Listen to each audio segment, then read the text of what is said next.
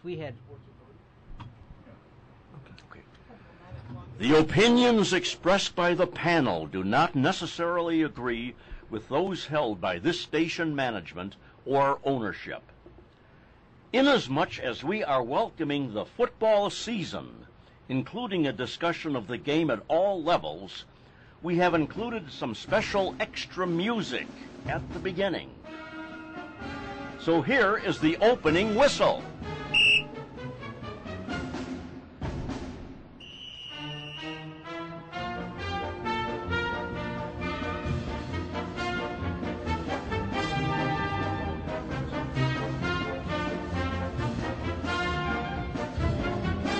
Welcome, ladies and gentlemen, to the Joe Gentile Memorial Stadium, located imaginarily right adjacent to the John DeVita Recording Studio, for the Meet the Chicago Historians and their very special football season history show.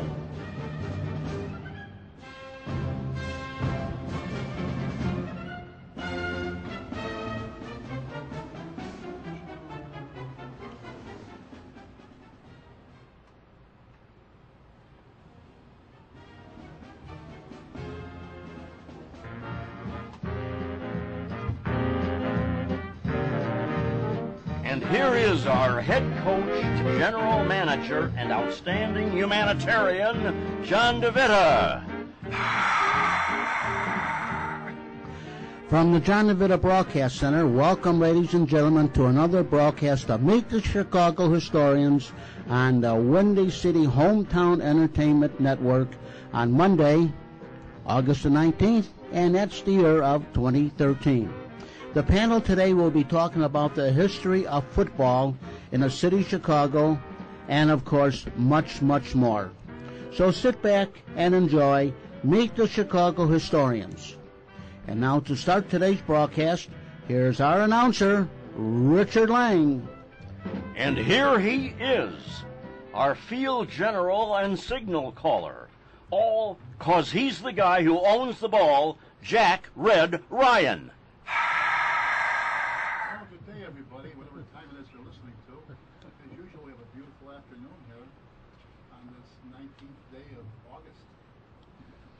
Year of our Lord 2013. Amazingly beautiful, and this whole summer's really rolling around pretty quickly, which brings us up to what we like to call recent history, also known as current events somewhat. These, as they say on the History Channel, history made fresh every day. Well, we like to get into some of that to start with, regardless of what our topic is. We had, I'll introduce our guests and everyone later. I won't forget it, but anyway. Okay, what's going on in the city that we want to talk about? Anything in the city of Chicago? There's usually something. No Chick-fil-A's, nothing like that right now? No? Taxes. Taxes? That's potholes. School closings. Yeah, school closings. Police plans for shootings. Police plans for convoys to take the kids to school. What did you say about that the other day, Mr. McKenna? Well, the Tom McKenna, retired Chicago police. When they were coming up with the safe passage routes for the children to walk to school, which I think someone has already been shot on a safe passage route. My question is, where's my safe passage route? I mean, are there safe passage routes for the average citizen, or only school children get safe passage routes? I mean, if I walk down the street and get mugged, is that like a big who cares? Or is our mayor and police superintendent going to route out some safe passage routes? I live near the Orange Line by Midway Airport. There was a assault committed there.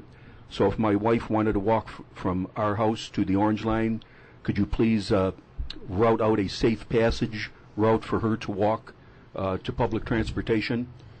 Just a question. Any other thoughts on that? Yeah, Tom. Bill Kogelman? I would, I wouldn't worry about that safe passage route, because it seems that there really are none.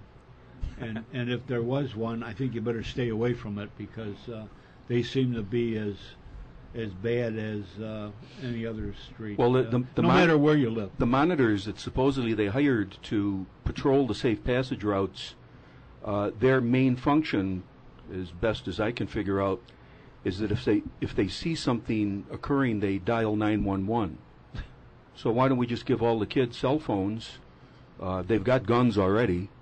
So why don't we just give them cell phones and they can do the job and we won't have to hire They a got monitor. cell phones already. Washington's giving them any cell phone they want. What does it say about the rest of the city? John In other words, the rest of the city isn't safe. The only safe zones Right, are that's these my- little. I mean, that's essentially right, what you're. that's my you're saying the whole point rest of the exactly. city of Chicago is not Right. safe. Stay I out of think there. I think they kind of shot themselves in the foot with this one. Yeah. You know. Al Lopez, you got anything to say about that? I'd sound too nasty if I did.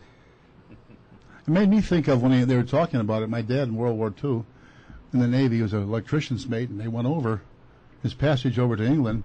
They had to stick with the convoy because of this wolf pack submarines all over the place, you know. And I was thinking at one time, too, the ship had been separated. Of course, I wasn't even thought of yet. My older sister was born in 1942. I was born in 46.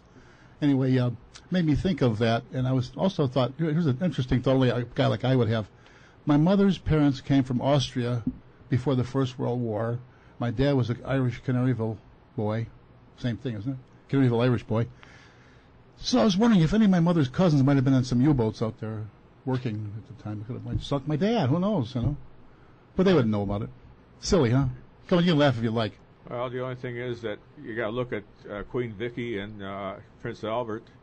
They were the grandparents of many of the kings of Europe, and the Emperor of Germany and the King of England The Tsar of Russia. too well, and they were cousins. Yeah. They started World War I. Hemophiliacs, weren't they? No, that was No, Germans. Tsarist Russia. And the sad part about it is that I don't know why the United States even got involved with it, because nobody really benefited one way or the other. Who? World War United II? States, World War One. World War One. Yeah, okay, maybe. Well, which started World War II, but that's beside Okay. the We have a special guest star, Mr. Bob Napoli from Mendel Alumni Association. Do you have any thoughts on that? No, I more or less agree with what the gentleman here has said with respect to the city and the crime problems that are there. I remember growing up, I was born in 40. I was born and raised in Roseland and Pullman on the far southeast side in the city of Chicago, and went to Mendel High School, and it was a polyglot of nationalities and individuals that were there. And we all lived next to each other and within the same neighborhood, went to the same schools, same parks, same leagues in the park, and none of this ever went on. And it's to me, it's a complete breakdown of the family, because I walked in one day and I had said something or done something, and I walked in the door and my mom gave me a crack. Don't you ever do that again.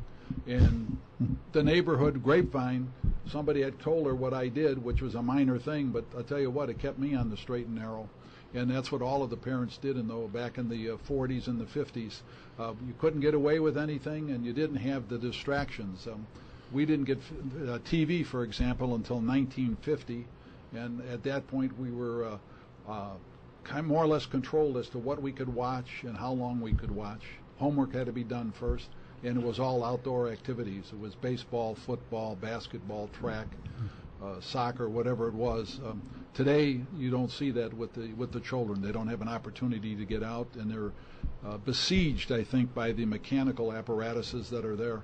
You see these kids with these cell phones, and you're trying to talk to them, and they're working those buttons, and diddling around with those buttons is right. Right. I always like to cite my favorite episode of Leave It to Beaver. And Jerry Mathers was born the same year that I was. So when I see these old episodes, that could be me age-wise. That would be me at that time, 59, 60.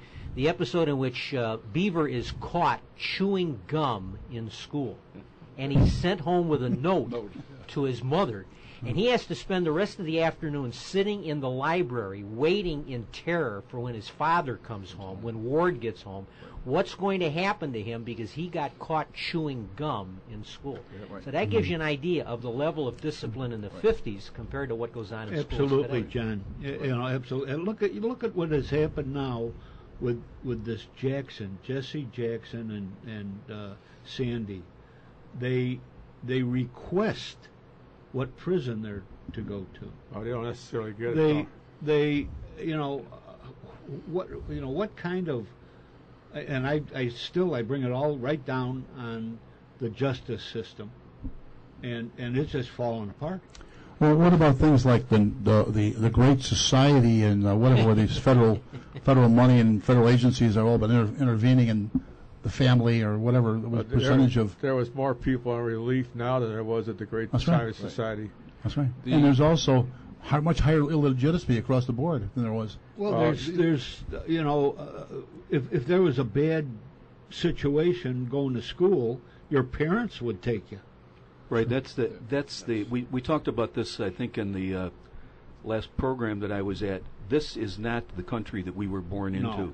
No. It's totally different. And I think one of the problems is, again, with the young people today, when we were growing up, if you had no matter what it was directed, the cause of the problem, so to speak, was directed at you.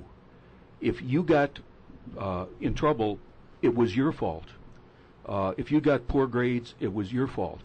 If no matter what you did that was negative in your life, it was your fault or something that you have to take responsibility for. Now it's never your fault. It's always fault. Right. It's always someone else's fault. If you get poor grades, it's the teacher's fault. If there's crime in your neighborhood, it's the police officer's fault. I mean, it's totally flipped over. I don't know. I don't think we could put a specific pinpoint on when that actually happened, but it has in fact happened. Tom, you hit it right there with one word: responsibility. Mm-hmm. Well, Nobody's responsible for anything now. It's the other guy, or it's TV, or it's the media, or there is no responsibility. Well, it's because of billboards. Paraphrase Hillary Clinton. She said it takes a village to raise a child, but she forgot to tell him they're liable to get sued. Right. Well, Rich, did you have something to say? Yeah. Rich Lang, did you have something to say on that subject? Yeah. No, it just seems to me essentially whenever I see these safe passage signs, it implies to me that the rest of the city has been surrendered to the gangs. Yeah. Right. We're throwing in the towel. Yeah. And this police chief, did you ever hear of a big city chief of police, or for that matter, any chief of police, say he couldn't use more help? We have plenty of men. Obviously, he's gone down for the bucks here, and whatever they tell him to say. You know, he's the mouthpiece. Let me interject this, Jake. You're police. I was a Tom cop. is. Yeah. We had a incident at the condo that I live at. There's some washers and dryers in the basement, and a couple of the women came up, knocked on my door, and said, "Bill, there's been a robbery. They broke into the machines." And went down, took a look. Sure enough, they're busted into, and all the quarters are taken. And I said, "Don't anybody touch anything. Just lock the door and just leave it like it is." Figuring unrealistically that an ET is going to come and dust it. And well, I called 911. You got to call 311. Called 311. Waited about 10 minutes. Well, that's really not our. Let me put a police officer on. Yeah. So I got a lady. I won't mention her name. She's a South Sider. She's very nice about it, and she told it like it was. And she said, "Well, is the perp still on the scene?" And I said, "No, this happened during the night or the day." "Oh, well, we won't send a car out then." Yeah. By orders of the mayor Yeah. and the chief of police, the police superintendent, unless that person is on the scene, they will not send a car. And I said, "Well, then how the hell do we report this?" She says, "I'll take it over the phone." Yeah. Take it. I said, and then she said, "Well, are you the owner?" I said, "I own my units, yeah." "Well, but you don't own those machines?" I said, "No, they're rented out, or they're put in there by a company." "Well, they have to call. We cannot take it over the phone unless it's by the owner of the mixed property." So I did. I called these people, a young lady by the name of Tammy, and she wanted me to take pictures. I said, "No, you got to come here anyway to fix these machines. These women are waiting to do their laundry." she came out and she said, I said, "Are you going to call the police then, or, make a report?" Well, I can't say on the air what she said, but she knows that she wouldn't get any consideration. She was for it. realistic about So it. she took her, whatever it was, her loss, Now that is a crime and a sin. and that is a crime. And a sin Yeah. against the people of Chicago. Well, the thing now is they're going to put out more recruits now, but that's a 3-year lull. And meanwhile, how many retired? Drop in a bucket. You hire 1 in 50 retire or something. Yeah. Like that. It's 5 to 1 anyway. I know I can honestly. What they're doing is they're admitting there's no manpower. Yeah. We can't send a car. Oh, okay. Why not? Well, we don't have one. When do you hardly ever see a car? Yeah. It used to be, when Tom and I, the period we came on, 66 through 68, 69, around there, was probably the biggest build-up in history because they were down following the first West Side riots of 66, was it, or 65? 68. May of 68. No, before that. Oh, There was one that was before that. 66 or streetwalker was killed. Yes. The accident. Yeah. So anyway, so we had a tremendous build-up. They were giving the test every week. They're advertising out in the Marine base in San Diego, come to Chicago, be a policeman. They would give someone conditionally, if they lived out, they give them a year to move into the city. And I'm pretty sure that was. Remember, we'd have enough people to fight a war at the time for a while there. Of course, they knew that they also had the Democratic Convention coming up in 68. They had to build a department. However, in the period of the 70s, it's been a thing of attrition. Although it's been down, and they slowly but surely waning the numbers. They still claim how many? What do they claim now? We have how many policemen? Well, according to our superintendent, we're just fine. Well, we have enough, whatever that may be. Right. But they're budgeted for what? It's 13. I think 13.5. I think Yeah. is what they're budgeted for. Where are they? But again, it doesn't even make up for attrition or promotions. I mean, a lot of units are drastically understaffed. I know, talking to people that I know that are still on the job. Yeah. At the beginning of a police period, the watch commander will come to roll call and say, let's say the period starts today and it goes for the next 30 days. They'll go right down the list and say, okay, anybody want time due for the 28th? Okay, yeah, all right, that's it. Well, now we got to go by seniority. Okay, you got it. Okay, that's enough. Let's see, the next day, anybody want the 30th? Okay, yeah, well, one person. Okay, that's it. No more time off for the entire month. Yeah. So if you're working 3 to 11 and you have a wedding to go to or a family party or whatever, You're SOL. right? You're out. Yeah. You're out. Yeah, the time due Tom mentioned is our comp time, the time you save up and you use later. So Everybody, Can't even use that. in fact, a lot of coppers, criticized us in 1980 when sorry, we who? went on strike. or us. Let them know. The fire department. Okay, let's go. Fire department. Local 2. Yeah. And you know what? When I called for that, there was 97% of the department out on the street. And one of the main problems that we had is manning. We have to have 5 on a rig.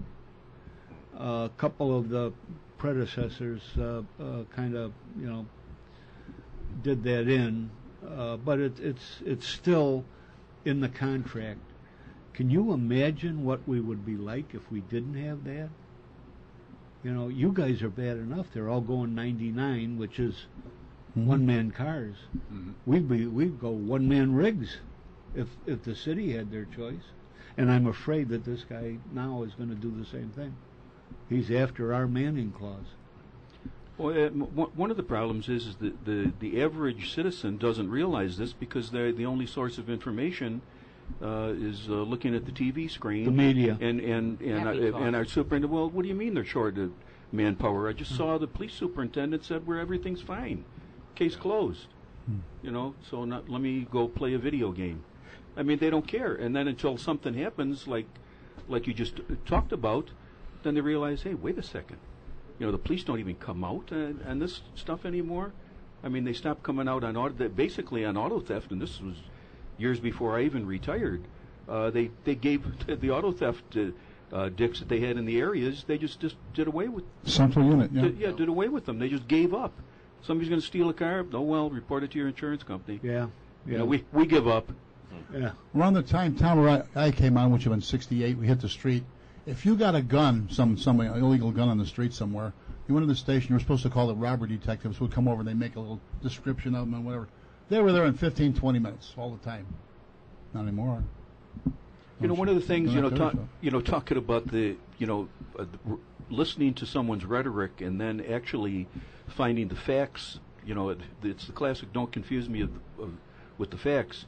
Rich Daley, the last Daley that was mayor in Chicago, his big thing was gun control, get the guns off the street. But an interesting fact is that when he was state's attorney in charge of prosecuting people for gun arrests, I don't have the statistic handy, but I'm not far off, that when he was state's attorney, I'm going to say, and again, don't quote me on this, but I know I'm not far off, there were, let's say, 24,000 gun arrests under his time as state's attorney.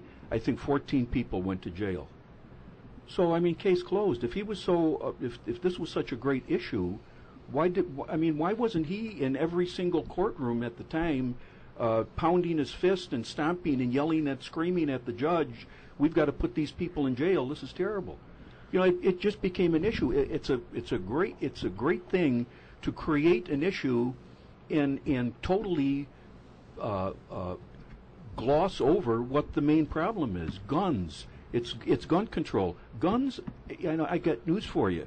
Guns are inanimate objects. Guns cannot cause crime, although, believe it or not, our police superintendent says that guns does cause crime. I've never seen a gun walking down the street shooting people.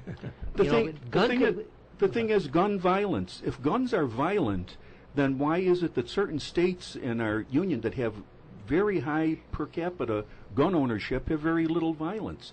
What I said is what they should do is, let's say, North Dakota, South Dakota, Idaho, Montana, those states that have these non-violent guns, we should take those non-violent guns, bring them to Chicago and swap out our violent guns and give them to those states, so then all the violence will be there, because, as we all know, those violent guns are what's causing the problem. Well, it has nothing to do with the problem. The problem is that liberal politicians, when they pound on gun control, it gives the illusion that they're doing something about crime without actually doing anything. Right. My point exactly. It makes their constituents happy. Their constituents think, "Oh, that's great. We're going to tighten gun control laws."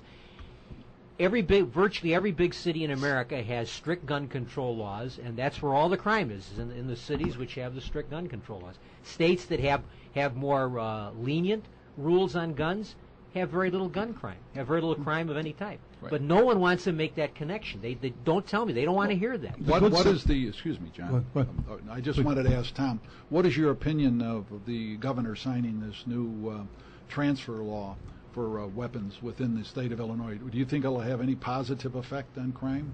No. No, it's another totally meaningless, but attempting to do something about the problem. It's like it would be the equivalent of cracking down on drunk drivers by prohibiting sober drivers to buy cars. I mean, that's good analogy. Yeah, that's the analogy. And again, let me say this: John and I were both we were both Chicago police officers for approximately the same amount of time. There is no one that has seen more gun violence, the tragedy of what the result of people shooting one another. John and I have many friends that have been shot and killed by guns.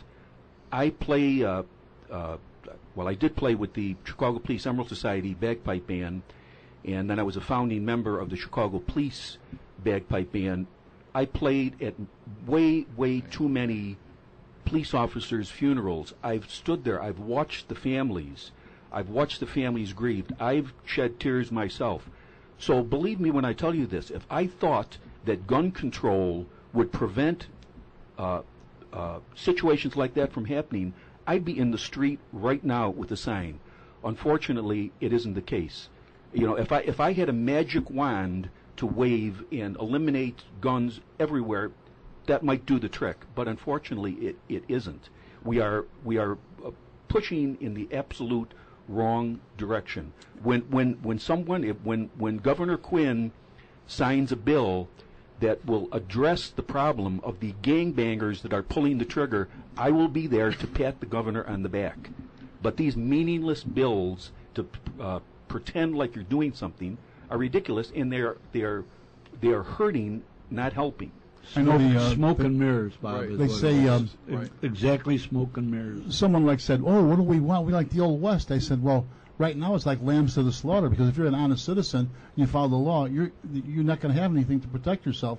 But the bad guys don't care." Didn't someone in the state legislature recently say that they wanted to add some penalty on if they had an illegal gun without an FOID card, as a firearm owner's ID, also? Like they care about that? And they shouldn't buy their guns at any gun shops or gun I have one stores. question for Tom and John. Both of you were Chicago police officers for many years. In all of the years that you were on the force, did you know, and I see this NRA, the National Rifle Association, demonized in the press all the time, that they're the cause of it or they're contributing to the crime and this. In your background and knowledge, did you know of anyone who had membership in the National Rifle Association to be involved with any gun crime per se? Not to my knowledge. No. Never one. We took rifle They couldn't afford it. Well, they were too busy buying ammunition. We were, so. Gun control is like an article of faith amongst liberals. They believe in gun control, and they don't want to hear any argument that it doesn't work. That's just irrelevant to them. They believe that the way you address crime is by taking everyone's guns away. And somehow, if you took away all the guns, that's why you notice the phrase now is gun violence. Right, The right, media exactly. always says gun. It's criminal violence. Right, exactly. It's gang violence. Right. The gun is not committing a crime. When I retired out of major accident investigation. At the time, there was a real high incidence of fatal hit and runs in the city of Chicago. Now, what would the media have said to me if they interviewed me and said, "Tom, you're in major accident investigation, you see all these fatalities. What do you think the problem is?" And I responded by saying, "It's those cars. It's car violence. We got to get those cars off the street. That's the cause." They'd say, "What are you, a moron? Isn't it the people driving the cars?" Would it be any particular model, Tom, in your opinion? Right. Yeah, right. SUVs seem to be. Any color? I like that statement that they say, "What gun control, gun control." Gun control is hitting the bullseye. Right. That's what gun control actually is. And But again, it's gotten so ridiculous. And again, the people that are making real strong stands for so-called gun control are people that have absolutely no idea what they're talking about. There was some state legislature, I forget who it was, that was voted naturally in favor of some anti-gun legislation. She didn't know the difference between a magazine or a bullet. Yes.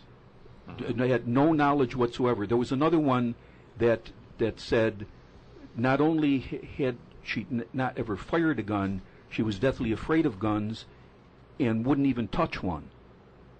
And these are the people that are making these decisions.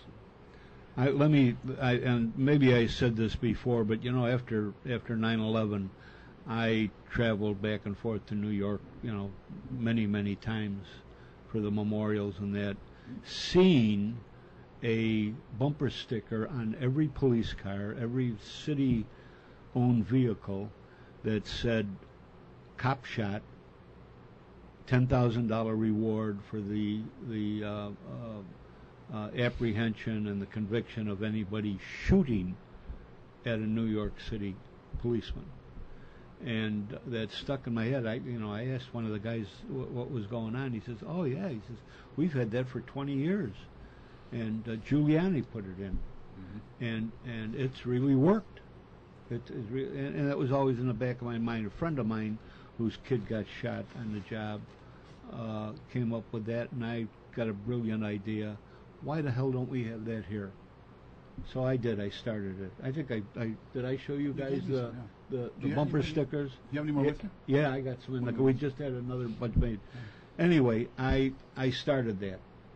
$10,000 reward. Phil Klein picked it up, and the Chicago Police Memorial Foundation is where at that. I asked this police superintendent 3 times to put those on police cars. He's from New York, where they started this program, and it worked.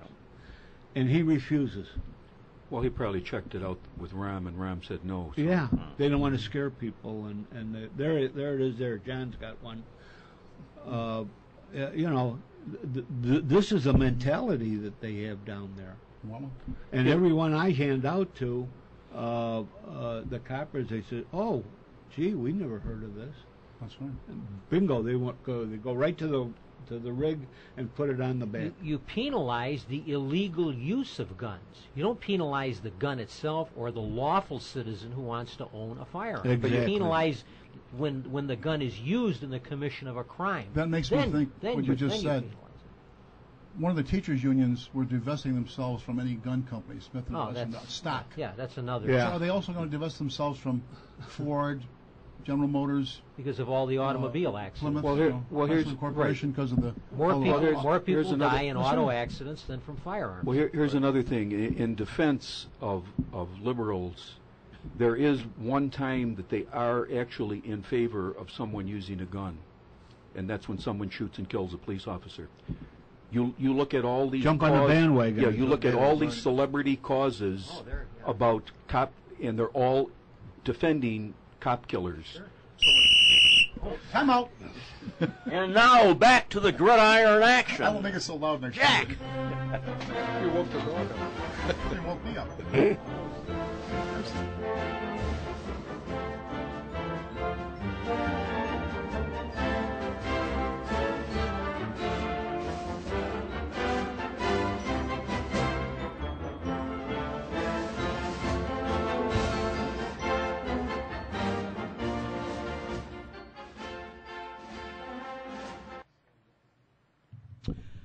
Well, friends, now that the summer season is almost over with, it's time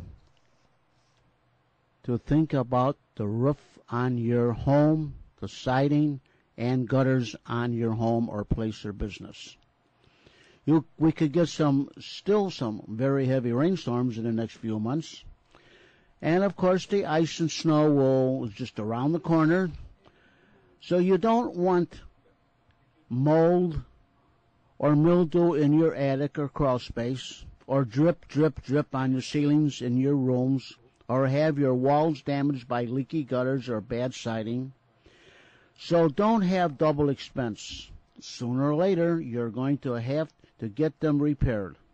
So call Best Brothers Roofing, Siding, and Gutters at area code 630-616-1359. Mike Besh will drive over in his shiny red truck with ladders on top and Best Brothers Roofing signs on the door. Mike will look at your roof, siding, and gutters and give you an estimate and go from there. So once again, don't have double expense. Call Best Brothers Roofing and Siding for a free estimate at area code 630-616-1359. That's Best Brothers Roofing, Siding, and Gutters at area code 630-616-1359. Call today, 630-616-1359. And don't forget, summer is almost over with, and of course we could still have some bad rains and some bad weather. But you know what's knocking on the front door, don't you, friends? Yep, snow, ice, and whatever. So once again, call Best Brothers Roofing, 630-616-1359.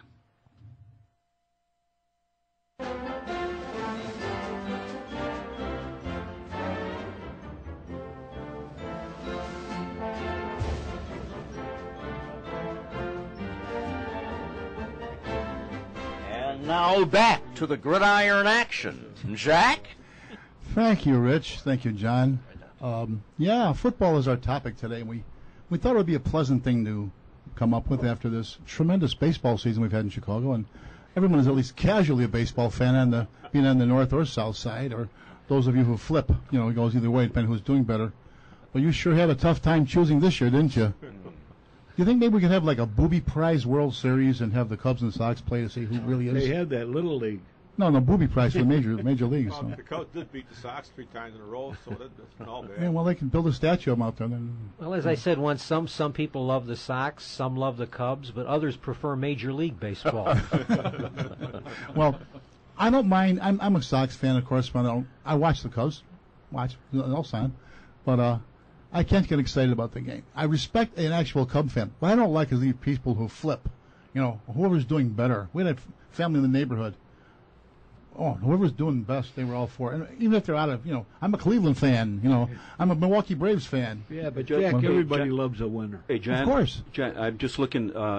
We our program went high tech. We actually have a research department now. Wow. And I just checked with our research department, and as we speak, I don't think this has ever happened before. Not that I remember, but both of our teams, the Sox and Cubs, are in dead last place.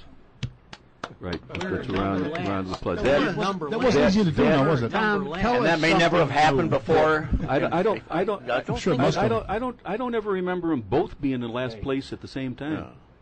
Oh, they had to work at it. Well, that's hard to do. hard. They played. I mean, you could randomly pick some players off a AAA club, and well, let me put it this way: I don't think there's anything lower than last place. Is there a last place under last place? So it couldn't be any worse. What was it the Cubs did the other day? They broke their record since 24 or something, that they got shut out in their on their own field. I don't remember who they were and playing. the other team didn't show up, and they Yeah. still lost. Well, for benefit of your really young listeners out there and those who've been on planet Pluto, the Cubs and Sox actually did play a World Series in 1906, and the Cubs were beat by the hitless wonders, the Sox, and they played about a 9-game series then, and they went like 8 to whatever it was. So, anyway, let's get that on. was in the days of Tinker to Evers to Chance. Yeah. That's right. Listen, I've got just a question here. Throw it out. BMW, the car that's on the roads quite often. What do those letters stand for? Bavarian Motor Works. Yeah. You guys get the booby prize. All right, Ring. Okay, let's get on. Football. It's going to be everybody loves football. We seem to love it so much at all levels. It starts about now. It goes through right around St. Valentine's Day if you count the Pro Bowl, right? Didn't you even watch the Pro Bowl anymore? What's that? Yeah, it's like a little, I don't know, it's a little show. Of course, the guys get to go to Hawaii for the week, right? Hawaii, yeah. Yeah, let's go to Hawaii. Well, That's right. That's good for them. The Blackhawks did win. Yeah, well, the Blackhawks, I know that's something else now. We're not talking about that stuff. So we have a special guest. We have on the lowest level, we have the kids' football. Of course, the CYO was active for many years. A lot of the parishes still have teams and leagues. And there's there's some parks have football, tackle football, I mean. And there's some what other programs are there out there? Does anyone know? Pop Warner or something like that? Yeah, Pop Warner was one. Different towns have it, but Different park districts. secondary schools, meaning the high schools. At Hyannisport, they played touch football. Yes. At least one family does. Right. Anyway, Considerably. we have a guest from one of our great Catholic high schools, which is no longer open, of course. Bob Napoli, we introduced earlier, and you're from the Mendel Alumni Association, correct? Correct. And Mendel was where? Mendel High School was the reincarnation of the former Pullman Tech High School. Pullman Tech was built by George M. Pullman back in the early 1900s to educate and train tradesmen in the various trades that they needed to make the railroad cars. And so they closed probably around 1947, and in 1951, the Augustinian Fathers, who also have St. Rita High School in the area, purchased the property. And the first class was in 1951, and it was located at 111th and South Park. It's now 111 Martin Luther King Drive. And Mendel was open from 1951 to 1988 when it closed and became St. Martin de Porres. In addition, the first classes, the first classes were didn't play in the regular league until their junior year because all they had is a freshman and sophomore team. But the senior year, the fourth year of the first class, they beat Mount Carmel, and they had a line at that time that averaged probably anywhere from 220 to 240, and that was a real big line. There were tremendous sizes, and Mendel had that big line? yes, they did. Wow. They had a lot of big guys, and then they also had some fast backs, a couple of good quarterbacks in Jerry Brennan, Frank Salatka. The line had Arnie Wynn, John Stolte, and these fellows were really large, and they could move. So they had a pretty good team. I was in the fourth class, and from Mendel, which graduated in 1958, and played for Mendel. We had Joe Gleason was our coach for the class that when I was there for the first sophomore and junior years. He was our head coach. He came over from St. Leo High School, retired, and then a new coach came in by the name of Joe McGee, who was a graduate of De La Salle High School. He was 25, 26 years old, and under his coaching and tutelage, he brought in a gentleman by the name of Bob Kelly. Bob Kelly played for Leo High School in the city championship game back in the early 40s, went to Navy and to Notre Dame because he was in the war years that he played ball. He was a assistant coach. Ed Novak was from, I think, St. Rita High School. He played at Lewis College, and a couple of other individuals. Jules Bersini was there, was a high school teacher, and the Board of Ed donated his time. As a result, we wound up with a city championship team under their tutelage. So high school football was excellent. We liked the local individuals, too, from the public schools. They had tremendous teams, tremendous coaches. Our record at the end was 11-2, and we played probably one of the most unique or unusual city championship games. It was at Soldier Field at the end of November. The wind chill was probably about 25 below zero. I know 74,000 tickets were sold, but probably 30 to 40,000 people were there. Two Southside schools met. Calumet High School was the public league champion, and then Mendel, the Catholic League. The play ended with 6 seconds left, 0-0 score. We had one play left. Mendel Catholic had the ball on the 40-yard line going north towards the north goal line. Jim Brennan took the snap, probably ran 40 yards because Calumet was chasing him all over the field. The game was over, and Jack Brickhouse even said it on the radio. He said, well, this game is over. It's only appropriate that it ends in a tie. Jimmy Brennan threw the pass. Jim Gallagher, our right end, caught the ball on about the 1.5-yard line.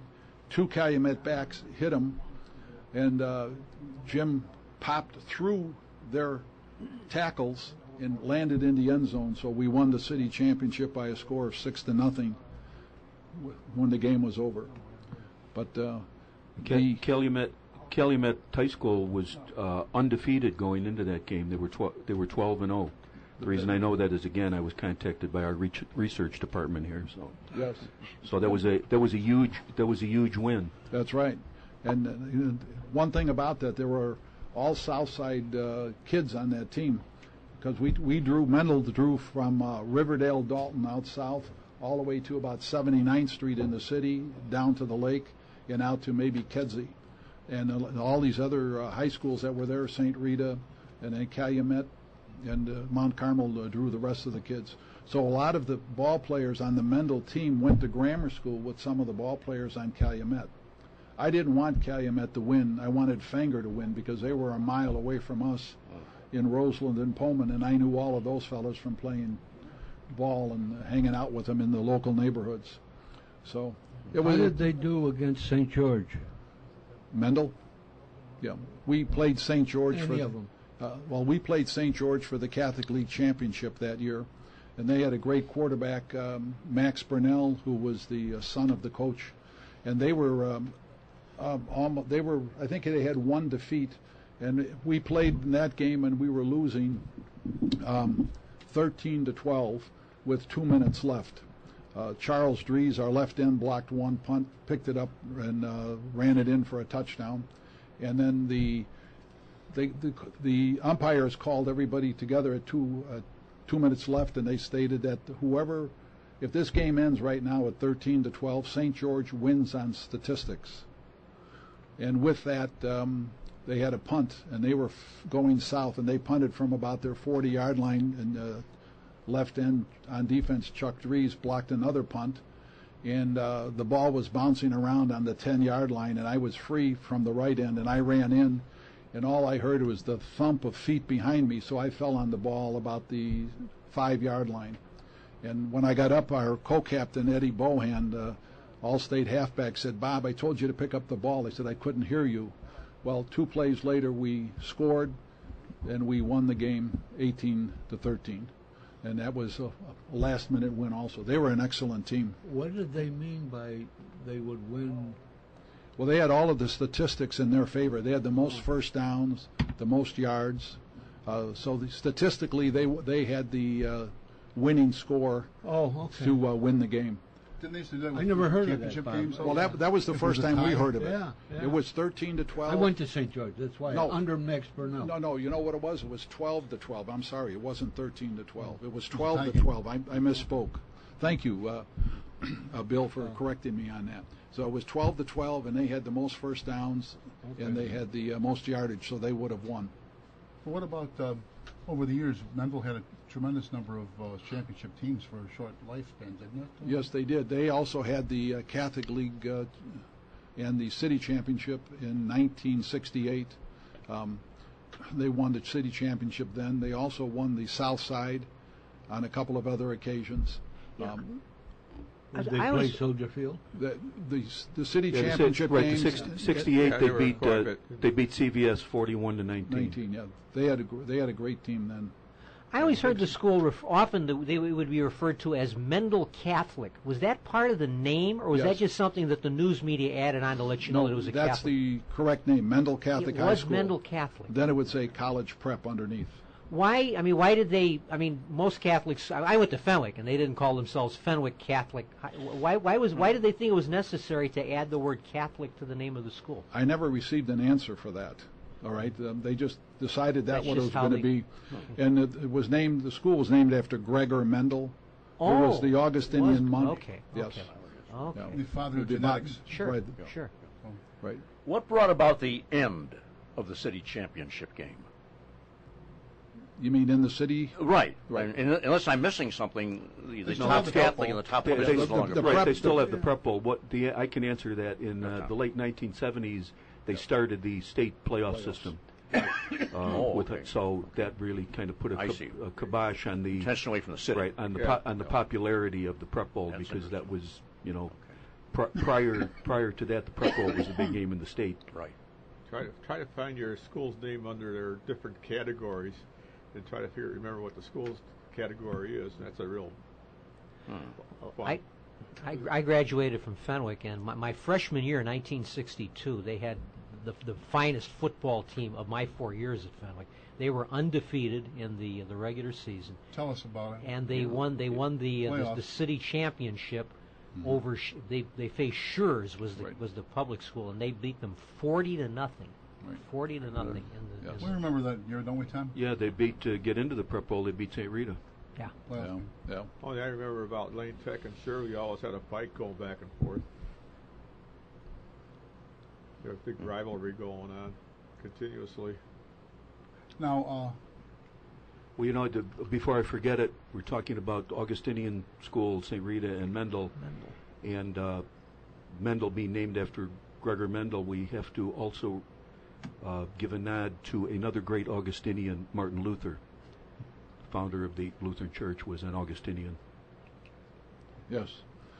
You can give a great nod, but I won't. Right. now, the doors have been closed, but you have a very active alumni, and you also have some events coming up, don't you?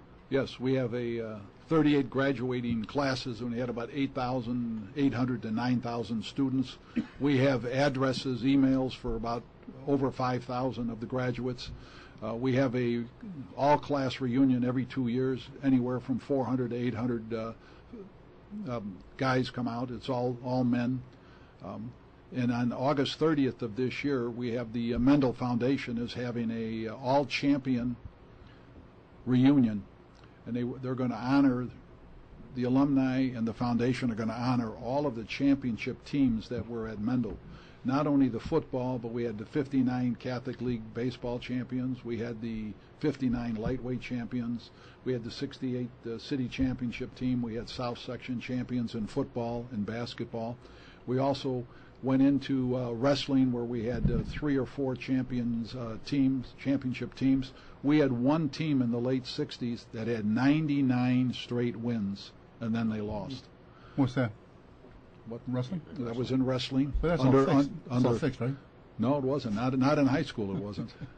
You mentioned that They don't sell any beer there either. you mentioned that Fenwick defeated Rita in the playoffs, and one of the most vivid memories I have from my freshman year is that the Friday before that game, as we changed classes, over the loudspeaker they would chant, and everyone in the school had to chant, "Beat Rita, beat Rita, beat." I can still hear that ringing in my ears. Sounds like 1984.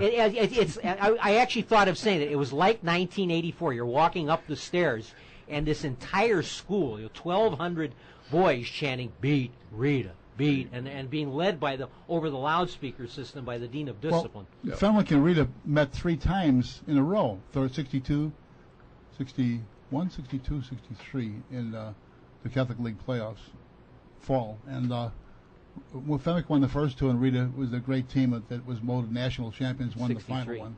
And I guess that vindicated a little bit. Is Mendel not anymore? Are they? No, they closed in 1988. Okay. It's now the Chicago Public School, Gwendolyn Brooks College Prep School. Okay. And the 'Cause whole school's been remodeled. You mentioned about meeting in it. George's, since they closed, we have the same thing, a yearly for everybody. And, of course, the 25th, the 50th are special anniversaries, but they fill about 1,200 people in the White Eagle. Yes. It's unbelievable for a school that's been closed that long. Yeah. And it gets bigger every year, too. Right. Yeah. People just want to go. You had many more graduates because you lasted so much longer than us as a school. You were there for many more years. Yeah. Yeah. Yeah. I was kind of surprised when they closed because I thought that was a fantastic school. Yeah, it's and like I think Fenwick went co-ed, didn't they, Oh, John? yeah. Oh, God, in the and every 1980s, I place think. is going co-ed In the now. late in the 80s. Well, they St. went co-ed. Pat's. I don't know if St. Pat's is. St. Pat's is still all boys. Is it? It was Rita is all boys. Okay. It was controversial when Fenwick. Not everyone was in favor of it. Yeah. What happened? Leo was all boys. My brother-in-law graduated from Fenwick. He was quite a basketball player. The principal of Oak Park River Forest High School, his wife died, and he became a Dominican priest. At that age, he was married, had children. When his wife passed, as I remember the story, his wife died. He became a Dominican priest, and then became the principal of Fenwick. Oh. And one of his agenda was that Fenwick, having been in the public school system, Fenwick was going to be co-ed. And once he got the position, I don't think he indicated this before he became. Yeah.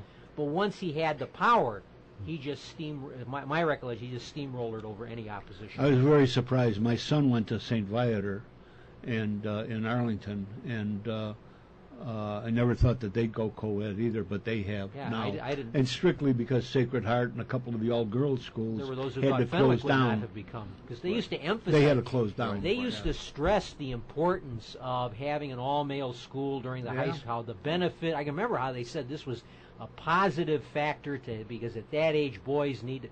And then they just threw that all to the winds and went co-ed. Well, the other thing was Lane Tech when it went co-ed, and all the public schools are co-ed except one now is all girls. So there's a fallacy of the stupidity of the school system to say you got to be co-ed except I think there's a big Fiore? movement now in favor of having all girls schools. My Schools dad talking used to about how tell me that's beneficial where this I'm is going for if I having don't girls to behave. be in an all-girls school. Well, same thing with boys. No, it doesn't apply to boys. It only applies to girls. Only applies to girls. Yeah. Al, was it back in the 80s that Lane Tech went co-ed about the time Fenwick did? Would you I read think about it that? was. I don't remember. Yeah. No, 64? 64, I think it was. You mean they that got far boys back, there now? really? Yeah. Really? Yeah, it was.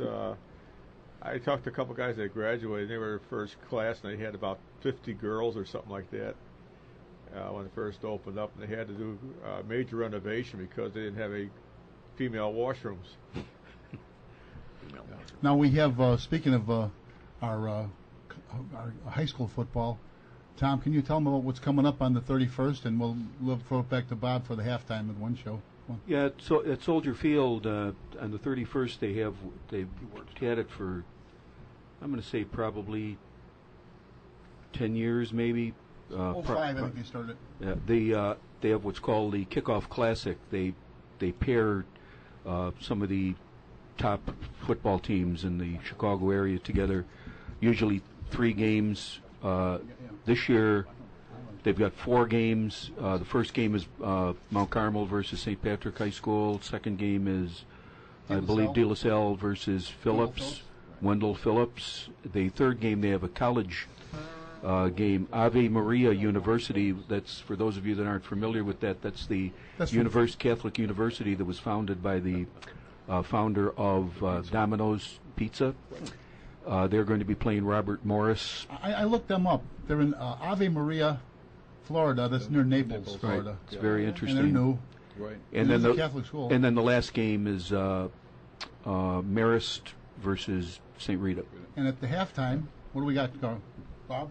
Well, at the halftime, they're going to introduce the Hall of Famers that were just selected for this year for the Mendel Hall of Fame. Also, they're going to have on the Jumbotron, they're working on a program to put up pictures of the individual Hall of Famers as well as some of the other championship teams. So they'll be on for approximately 10 or 15 minutes.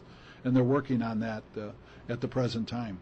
And this would be the follow-up to the August 30th Friday night fundraiser, which they're having, where they're going to induct everybody into the Hall of Fame at the Bourbon Street at 115th and Kedzie in the city of Chicago, 6 o'clock.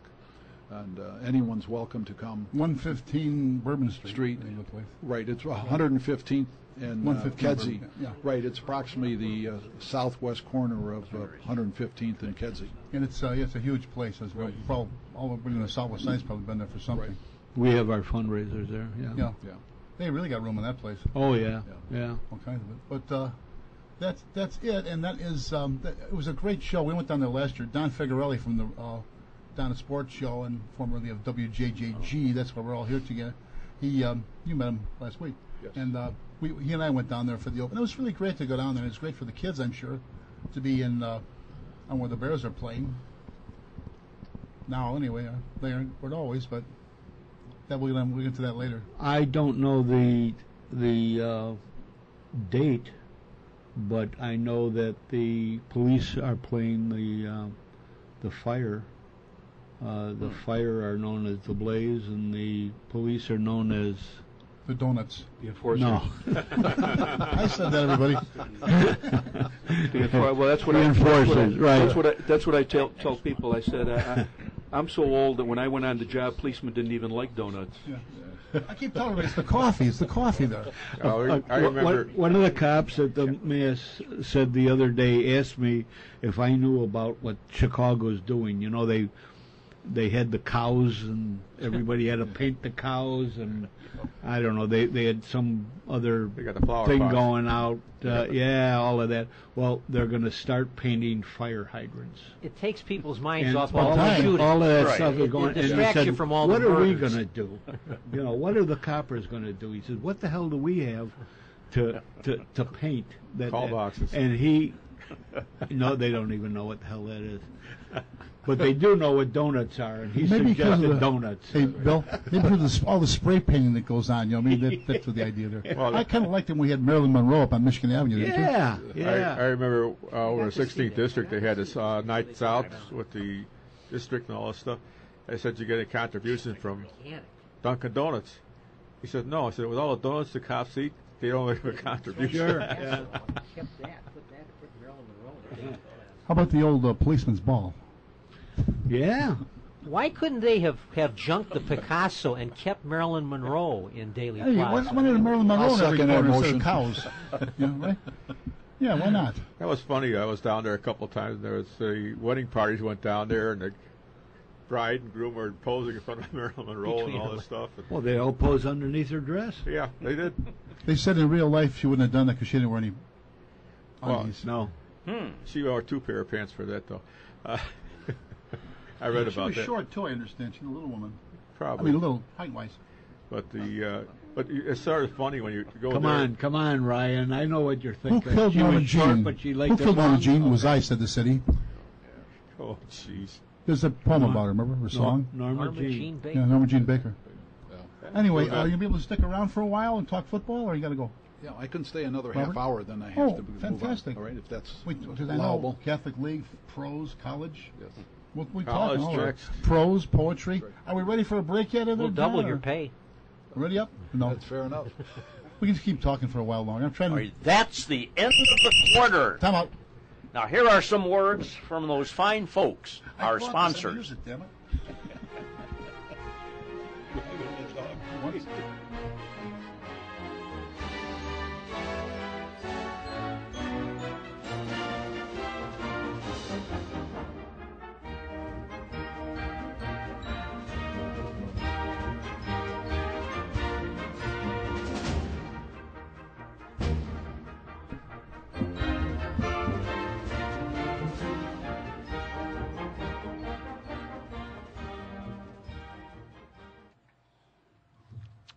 Are you looking for a real good place to have lunch or dinner?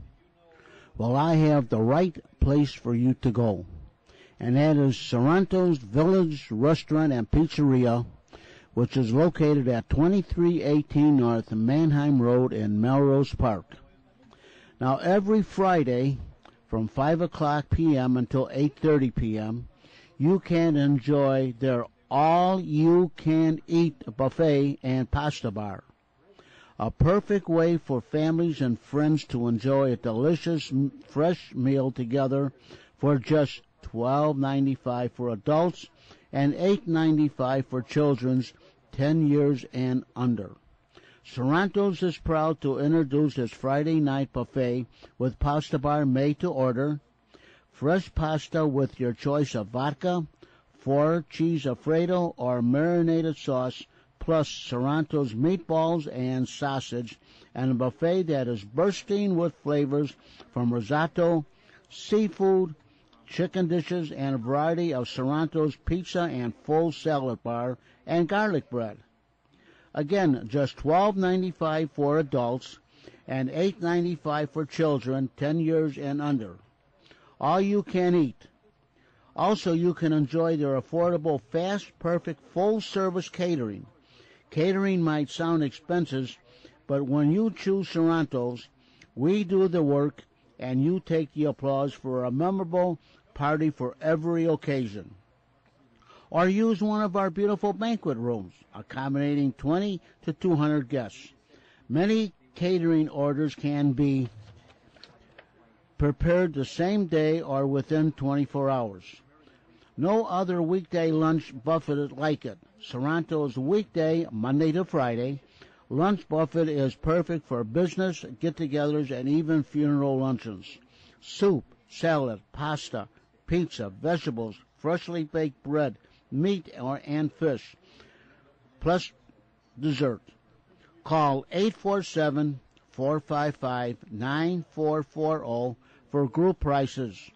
On Tuesday, purchase a regular price soft drink and enjoy the famous buffet at half off. Remember, for the best food in town, go to Sorrento's Village Restaurant and Pizzeria, located at 2318 Mannheim Road in Melrose Park. They are just south of Fullerton Avenue on the west side of the street on Mannheim. And plenty of free parking. Yep, there's no parking meters. Plenty of free parking. You can call Frank or Sam at 847-455-9440. That's Sorrento's Village Restaurant. Once again, they're located at 2318 Mannheim Road in Melrose Park. Call 847-455-9440. That's 847-455-9440 for the best food in town, or stop in and tell Frank or Sam that you heard it on the Windy City Hometown Entertainment Network, Sorrento's 2318 North Mannheim Road in Melrose Park, Illinois.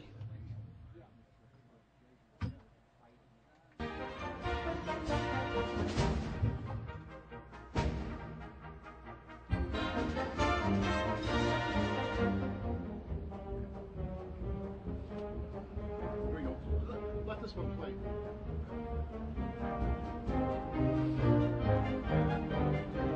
Is that Dunbury Bell? Is this the University of Michigan? Notre Dame. Oh, latex. Back to the action. Yes, sir. We're back, folks, and we're having a really good time, I think, everyone here. I haven't had so much fun since kindergarten. How about you, Tom? Anyway, this makes me think of a story heard recently. It seems that St. Peter was very busy one day in heaven. He had a lot of chores to do, so taking his place at the gate, greeting people as they entered it was Albert Einstein. So Albert had a habit of asking people, "Do you mind if I ask what's your IQ?" And one man says, "I'm 188." He says, "Oh, that's wonderful. We can talk about quantum physics." A few months later, he says, "And sir, can I ask what's your IQ?" He says, 194. He says, "Great, we can talk about relativity in our discussions." And a few later, he says to a man, "And sir, when I ask, what is your IQ?" He says, 55. And Einstein says, "How about them Packers?" I think that's pretty safe to say in this I radio like that station. one. I like that one. I think that's pretty safe to say. No Cubs or Sox. Yeah. The cheese hit on gave it away though. Yeah. The guy with the 55 IQ. All right, let's hear your song. Back in this is an Here we go. annual tradition. This is by request. I'm exercising a clause in my contract that I get to do this once a season. I believe it was in 1908 that a New York songwriter named Jack Norworth was riding the subway in Manhattan, and as they came to one of the stops, he saw a sign in the station that said, "Ball game today, Polo Grounds." Now, for those in the audience who might not know what the Polo Grounds were, that was the home of the New York Giants, the only major league ball club in New York history to play on the island of Manhattan. Of course, the Dodgers were in Brooklyn, the Yankees were in the Bronx. The Yankees started playing at the Polo Grounds, though. But I mean, as far as being Yeah. the home base yeah. of, everybody associates the Yankees with the Bronx Bombers. Yankee Stadium was right across the river from this place. The New York Mets played in Queens. I think even the new stadium is Today still, is, yeah. is still in Queens. So he then wrote a song which was, as they say, an overnight success. And there were two versions of the introduction to it. The original version that he wrote in 1908, but by the 1920s it was considered to be somewhat dated. There was a reference in there to every sou, S-O-U, which is a small French coin, which that was in common usage at the turn of the century, meaning, a small amount of money. But by the 1920s, they didn't use that term anymore. So to make it a little more contemporary, he rewrote the introduction. Almost no one has ever heard the introduction to the song. The only you've heard it because I've sang it here.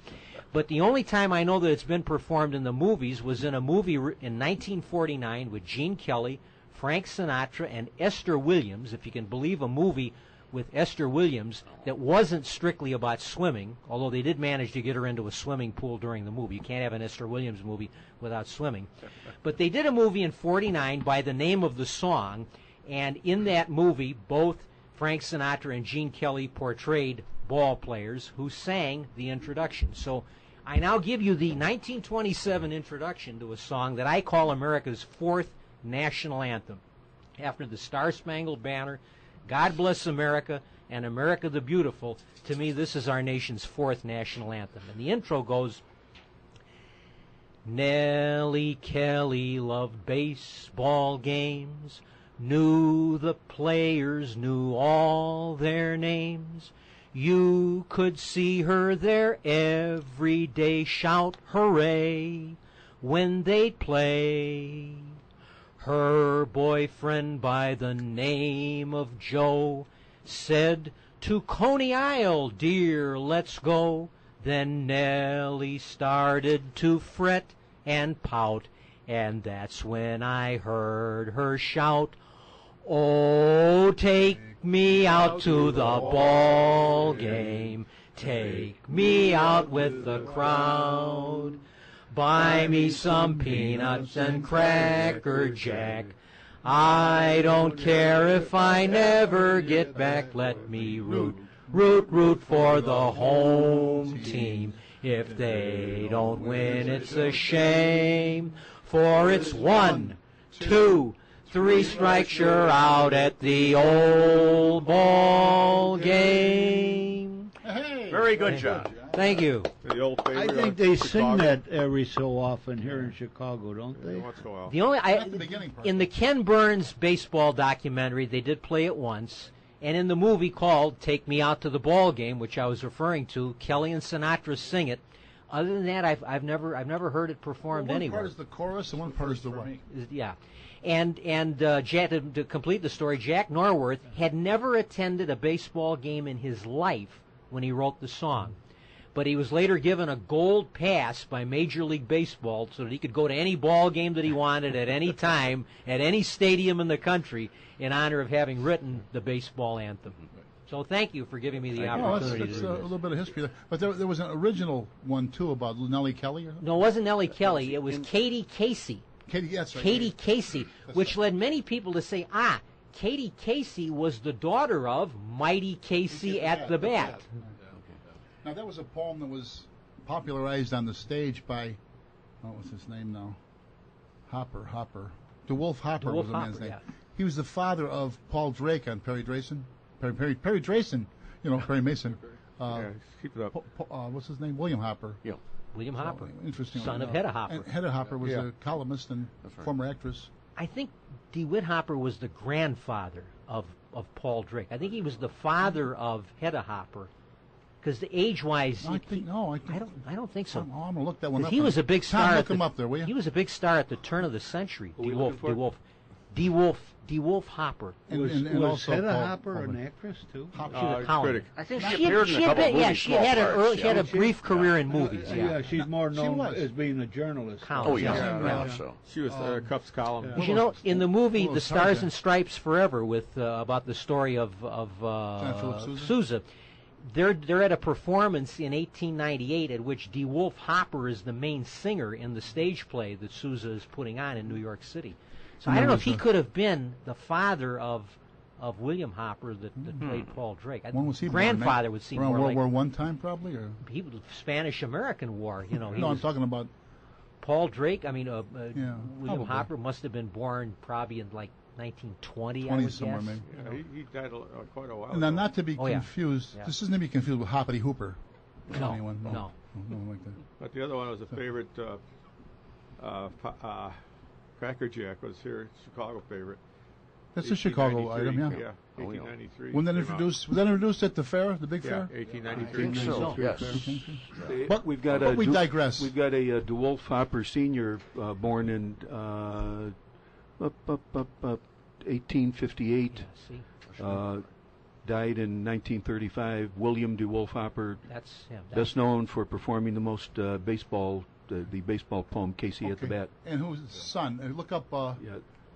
Yeah, Junior would be if Paul he was Drake. if he was born in 1858, he couldn't have been the father of. He died in 1935, though. Yeah, but Well, I bet he could be. it's yeah, possibly. But I think it's unlikely. I I'll think bet you. I think I'll bet you, grandfather. bet you. I John think is ever grandfather. positive. Not that I would gamble. I'm just guessing grandfather seems more likely. By the way, they mentioned the 1893 Columbian Exposition. They're having a big display at Columbus Day, starting Columbus Day in October at the Field Museum. Right. Yeah. Heard that. We're going to now. We have one of the relics from there. I don't know if they're going to Are they going to take her? get it or not. I don't know if the board will allow it. What is that? The Columbus? It's the statue? Columbus statue You have it over at where? at the museum. And tell everyone what museum 5218 now. South Western Avenue. What's the address? 5218 Southwestern. And that's the And it will be open house the last Saturday of every month. the from Fire 10 to Museum 2. of Greater That's Chicago. the Chicago Fire. Fire Museum of Greater Chicago, right? Beautiful. You know, one thing we have to remember in that song, the reference to Cracker Jack, that was introduced at the Chicago World's Fair in 1893. Pabst Blue Ribbon beer. That too. That's where it came from. The Blue Ribbon. What'll you have? They were located in Yeah. 68, 6900 South Cicero for many years. They were. They Yeah. had a Yeah. big There's those factory. all those motels are there now. Right, and then they sold out and moved Big them Cracker out. Jack. Yeah. They even call the hotels for Cracker Jack Plaza. They stopped that though. The Pabst Blue Ribbon is still being brewed, but it seems to have died for a short time Miller there. owns But it, doesn't it? I don't know. Miller owns a lot. Yes, they do. Too much. We digress. We digress. Once again, it's Waterboy time. No, not yet. Oh, I thought you- oh, No, that was I heard too the fast. whistle. I'm sorry. You got something to say? I hear a whistle. I say no, no. No, not yet. No calls. Huh? No flag, no flag. Okay, now getting back to 10-yard, football, which is 10-yard supposed to be the topic. You should remember, though, is UFC football, UFC. University of Chicago. Okay, well, we're coming to that next. Okay. And their great coach, Yep. Amos Alonzo Stagg. Yeah, He'll be about Stagfield. 100 years old or something, doesn't he? At least. Now, Right. it's funny now. Would you- you ever have dreamed that Penn State and Nebraska will be in the same conference, and it was called the Big Ten? That's right. What it is now. It's what, the Big 14? How many 14? teams are in the Big Ten? The University of Chicago was a founding member That's of the right. Big Ten. That's right. How many teams are in the Big Ten? Stag. Well, 14 probably now, isn't it? 12 the last I heard. Well, Yeah, I 12. think it's gone up to at least 13. I think it's more than 12. Yeah, No, I they think said right it was about 12 Yeah, last the time I 10, heard. 11 was, who was number 11? Came in. There's 12 now, I believe. Yeah. But you've, no, I think you've got Nebraska and you've got, yeah, you're right. Big, that was it. Right. You're right. Look up the DeWolf Hopper Jr. Anyway. You're stuck on this DeWolf Hopper. Yes, I know, I'm Jr. right. Okay, I'm going to Anyway, look it up. now Is there a large wager involved in this? or- well, I'll hold the money. buy you a hot dog. Anyway, we're getting back to, would you ever, as I said, did you ever dream that those two teams would be in the same conference, that it was the Big Ten? And we've already talked about University of Chicago was a powerhouse. Well, we interrupt for this news flash. Uh-oh. I know all of you are waiting with bated breath to learn about William D. Hopper. He was born in 1915. And that's, Born D. Wolf Hopper Jr. yeah, William DeWolf Hopper Jr., and that's Paul Drake. See? Yes, I didn't know. Well, thank God we solved that mystery. Yes. I know everyone was waiting with bated breath. Go for that ahead, one. John. I didn't mean to interrupt you. This is No, that was perfect. hopefully sometime. And again, I'm 66 years old, so I don't have much longer to go. Oh, But hopefully sometime in my life, someone will ask me something about William D. Hopper Jr. because I'm sure I'll be the only other person there that will know who the hell he was. Well, the other All question would be who's the last remaining person of the Perry Mason show? Yes, that's what he was. Anyway, he's dead. He's He's been gone.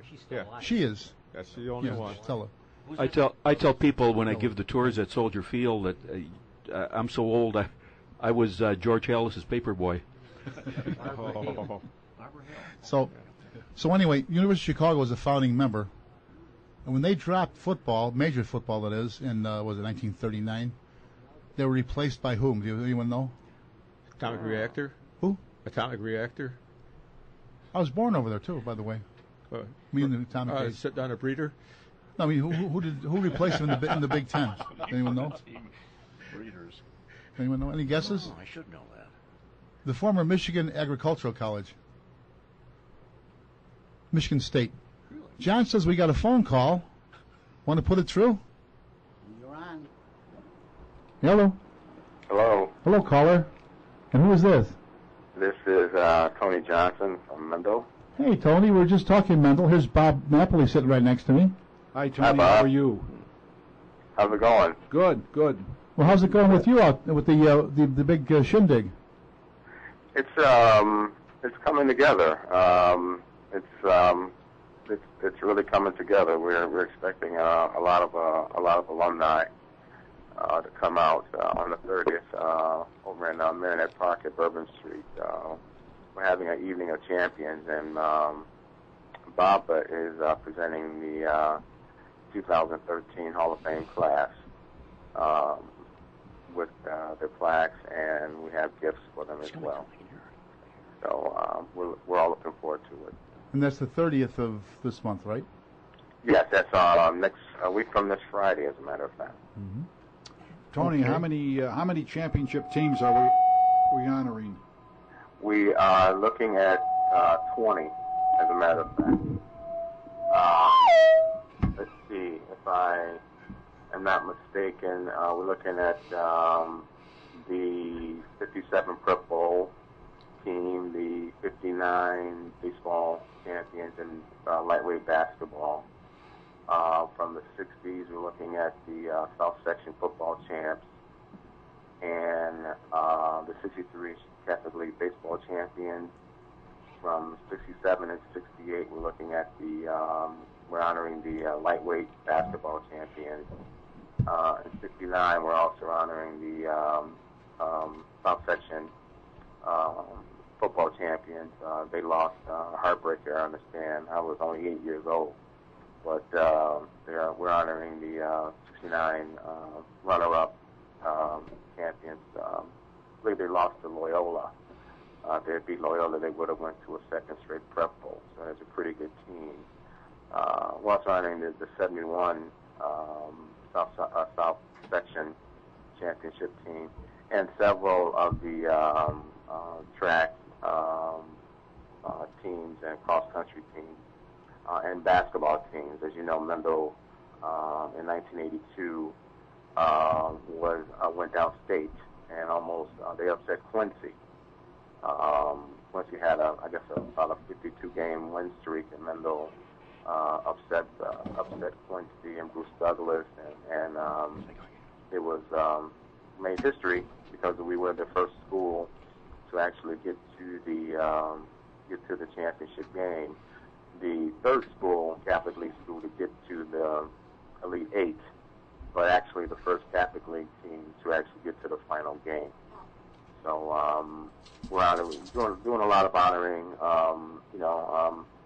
Mendel's been away, I would say, since 1988, and we just felt it was time to start to let our alumni know that really did some great things for the school and for the community of Roseland, and actually for the city, dating back to Mendel's first major championship, of which Bob was a part of that. I think, Bob, you were the starting right end on that team? Yes, I was, Tony. Yeah, so we just thought that it was time to let those guys know that we thank them, and we appreciate what they've done, and to let them know that we haven't forgotten about them. So that's kind of it in a nutshell. Yeah. So you're going to have the ceremony or something at the dinner, and you'll also have the halftime of the Marist St. Rita game the following evening. Yes, we have a Hall of Fame game on Saturday at Soldiers Field.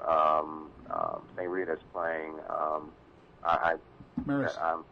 Exactly. Okay. And but for the past, what do you think, Bob? For the past 10 years or so, we've been having the Hall of Fame game. Yes. Probably. Yeah. It's approximately 10 years.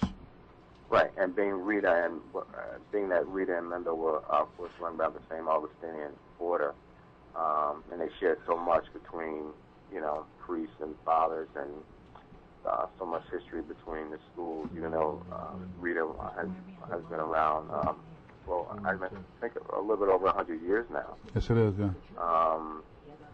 There's a lot of history there. So we're also having a ceremony on Saturday at Soldiers Field, where we're going to kind of give an overview of Mendel and the time that we have allotted to us. And I believe we're introducing the new Hall of Famers, and there'll be a lot of other notables from Mendel there.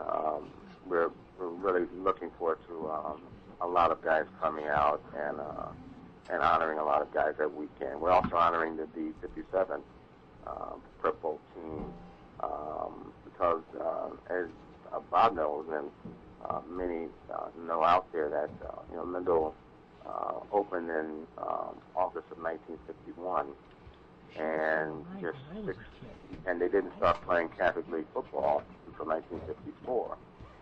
And I've talked with one of the original guys, I would say, from the premier class, Frank Salata, and he was saying how in the early days, they had to borrow, football helmets and jerseys and things of this nature. But he said that they beat Mount Carmel in 1954. They upset Mount Carmel in 1954, and that kind of started the ball rolling. And then, of course, Mendel, has a distinction of being the first school to open and then win a Prep Bowl in such a short amount of time. So that team that Bob was on, that 57 Prep Bowl team, is historic, not only in Mendel history, but, Chicago history, Chicago Catholic League history. I don't think there's any school that opened up, and then just 6 years later, you're already playing in the big game. I think it took the Bears longer to get to a championship than it did Mendel. So we're all very proud of it, and Bob's a big part of what we do. And if you want to know anything about Mendel in the early days and in the latter days, because he taught there as well in the 60s. I was just a little boy when he was doing so many great things. Easy now, Tony.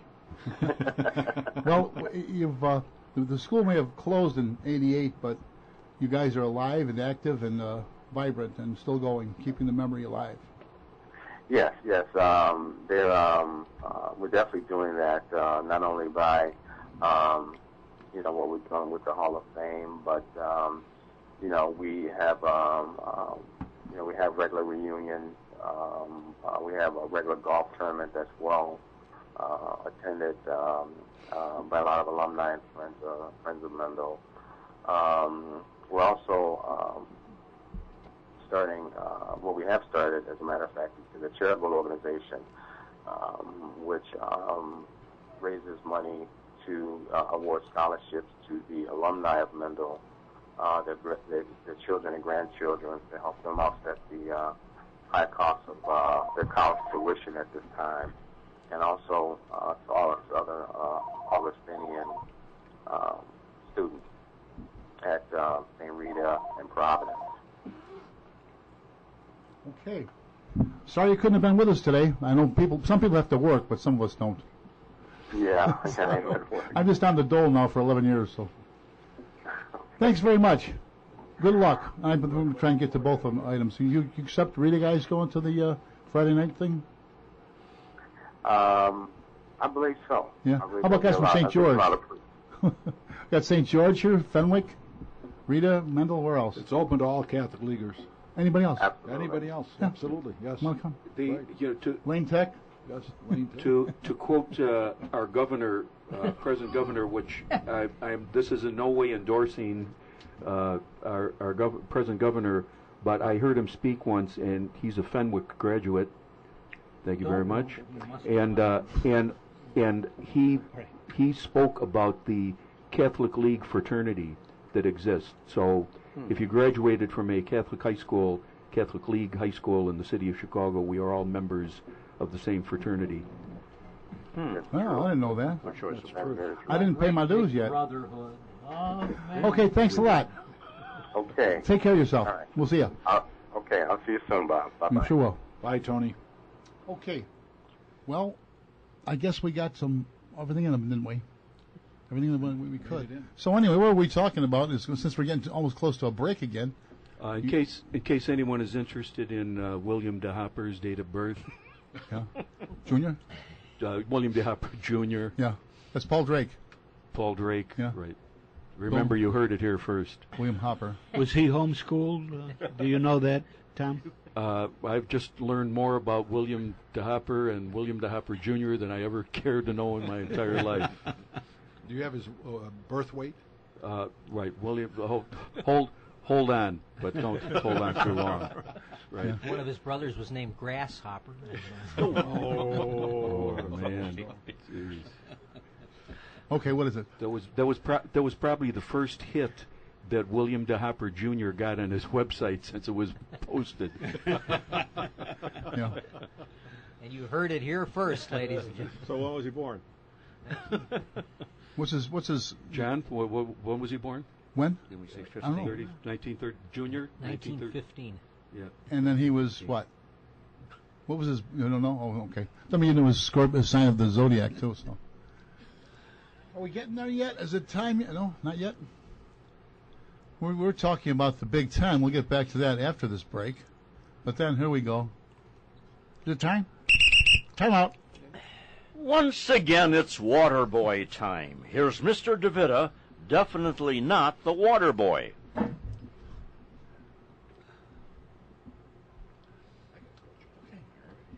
Okay. Enjoyed yourself. Oh yeah, Do it again. this is a kick.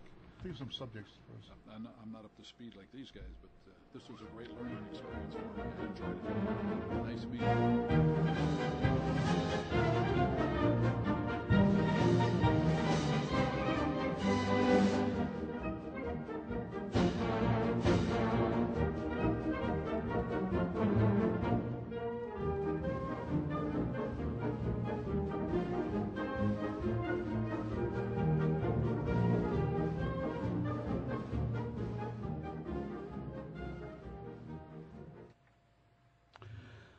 How are the tires on your vehicle?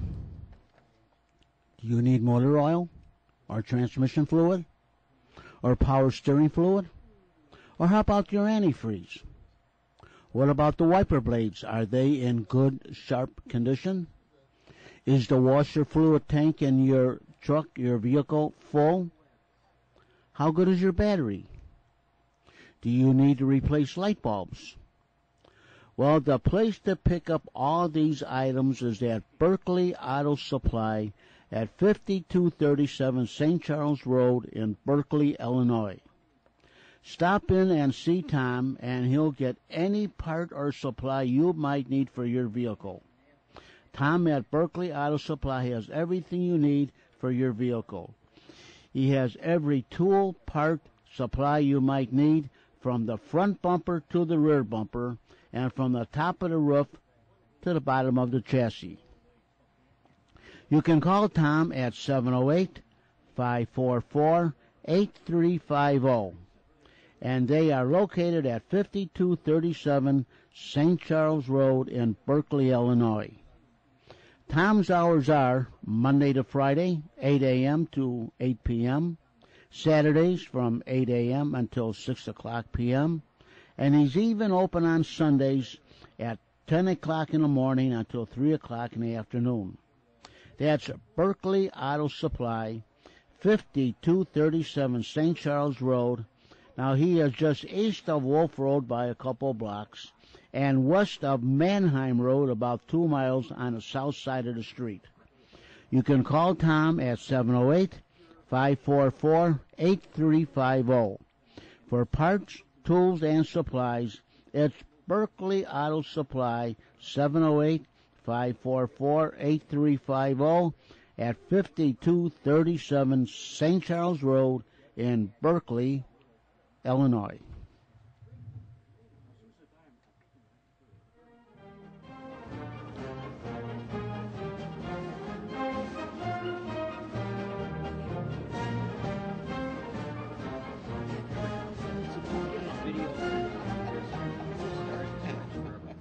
Never mind. You're listening to Meet the Chicago Historians. Now let's continue, Senor Ryan. 10-4, we got it. Okay, we'll continue with our discussion. We were talking before about... John, not to interrupt, but the president of the William D. Hopper fan club just phoned in. She's 96 years old, and she's being brought over by ambulance from the home. She's going to be a guest on our next show. Right. So hopefully she'll make it by the next time we're on the air. She's supposed to be the Grand Marshal at the Paul Drake parade, right? Right. Exactly. Paul Drake Day parade. Okay. Say it again. Every Okay. private detective in America will be marching in that parade. We had the different, of course, with different leagues at different levels. We're probably skipping around a little bit. Before we were talking about the Catholic League, of course, you had the Chicago Public League. The first, I was just doing some research. The first was the Cook County High School League or something, and they were already in existence in 1912 because the Catholic League owed its origin to two of the schools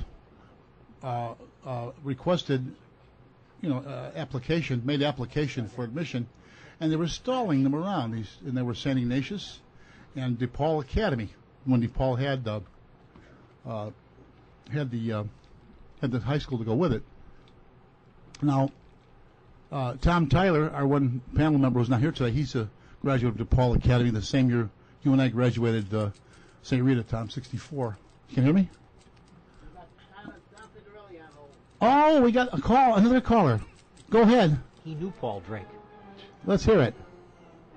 Hello. Hello, Jack. Yeah. Yeah, how you doing? Yeah, you had a long meeting today, huh? Yeah, good. Sorry I couldn't make it today, but I got tied up in a meeting, and it was running late, Mm-hmm. But I said, well, let me call you guys That's at fine. least to see what you were talking about or what you were discussing. Well, I've got some questions for you. let's hear them. Why did they play a football game in the old Chicago Stadium? Why? Because the weather outside was dreadful. And the Inside side was was so delightful. delightful. Yeah. Well, this was a championship game between the Bears and I can't think of the other team, but this was really unofficial. It wasn't really a championship yet. Oh, okay. They had an 80-yard field, What? and this was the forerunner of your dome, I guess. Really. Yeah. What year was that? Do you know? But the weather, football's played in all kinds of weather. Why'd they have to go indoors? They wimped out. Why? Bunch of wimps. If it's very bad, I guess it's better not to. We didn't have any Super Bowls in Chicago, right? Mm-hmm. They're going to try one in the New York area in a couple of years, right? They're going to have a Super Bowl at the Meadowlands. Mm-hmm. Do you believe that? Yeah. Yeah. Is that right? Is that right? Anybody else want to answer one? Rom wants one right here in Chicago, and we deserve it. Yeah. We What deserve Rom gets. Or We, else he's des- gonna we send deserve you what? A dead Super fish. Bowl Exactly. or Rom? Okay. Next question. Mm-hmm. Any more questions, Don? Yeah. What about the amphitheater? Did they play any sports in the old amphitheater, and where was it? Rodeo. 43rd and Halston? Conventions. Wrestling? Circus. Roller derby? Rodeos. Oh Yeah, yeah, they they did. had rodeos in there. Yeah, the World Hockey League or Association, what do they call themselves? They played there. Oh yeah. Mm-hmm. Okay. And that was I forget what the Chicago team name was, but the Golden Jets, the Winnipeg Jets, was originally with that league. Oh really? Yeah. Yeah. And I think Okay. who else played there, Tom? Basketball. Our research department. Oh, they had basketball games there too. I believe they did. The Hopper Hoopsters. Oh. William Hopper threw out Yeah. the first hockey puck at the. They had boxing, I believe, there. Oh yeah. Did it? That's They had, right. they had some high school graduations International there. Amphitheater, 1934 to 1999. Wow. Is the building still there? Ah, probably not. No. No, I'm sure. Yeah. No, they tore it up. There was one of our fellows at work who Jim McKittrick was the chief man. He's still the head usher guy of the ushers at the ballpark. He worked for Andy Frayne. Uh-huh. At one time, Ringling Brothers considered buying that for a Midwest headquarters. They liked it because you could drive right into it with a railroad car. You could Yeah. get into it, and it all fell through. And of course, I think there's some crappy looking what I'm going to call them industrial and business buildings there, a uniform house and some other things, but no more amphitheater. Oh yeah, the old amphitheater. Yeah. It originally seated 9,000. It was the first home of the Chicago Packers, who said Packers, of the NBA 61-62 before changing their name to the Chicago Zephyrs Wow. and moving to the Chicago Coliseum for their second season. It was Oh. also the home of the Chicago Bulls during their inaugural season in Oh, it was, 66, huh? 67. Mm-hmm. Oh, that's pretty interesting. Yeah, that was a nice place. I mean, it was kind of easy to get to too. Wasn't too bad, Well, they had a lot of auto shows there too at one time. Yeah, yeah. Yeah. All right, fellas. Well, hold on before you go. Thanks for the information. I was just pointing out that we should say who you were, mystery caller. This is Don Figarelli, the Donna Sports. Yeah. He has Donna Sports Show on our in the Windy City Hometown Network and on the also on the radio here. Yeah. And we're all orphans from the former WJJG Georgia and Tail station, which of course is gone. It's no longer there. It had so much great original programming in Chicago, probably as much as all the stations put together. But all good things come to an end. That's where we met, Jack. And yes. Hey, you're doing real good. Nice show, and I'll be with you next month. Okay. Okay. All right, Jack. Thanks again. Bye.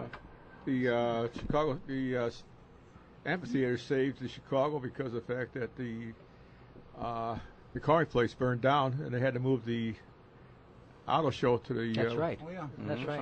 Yeah. Well, that's another thing. That thing, the McCormick Place fire. We'll do a whole show on that sometime. You helped start it. We'll take the whole show. Yeah.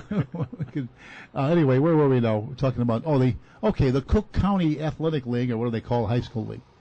They were applications were made by St. Ignatius and by DePaul Academy for membership, and they were stalling them. So finally, there was a big meeting called, and there were several schools, including, I think, Cyril and Methodius Academy, which was supposed to be a college. It never did. It became Mount Carmel, and a few others. I don't know if St. Rita was at that one. St. Rita too was supposed to be a college. They were planning a college there, and the prep school was just a part of it.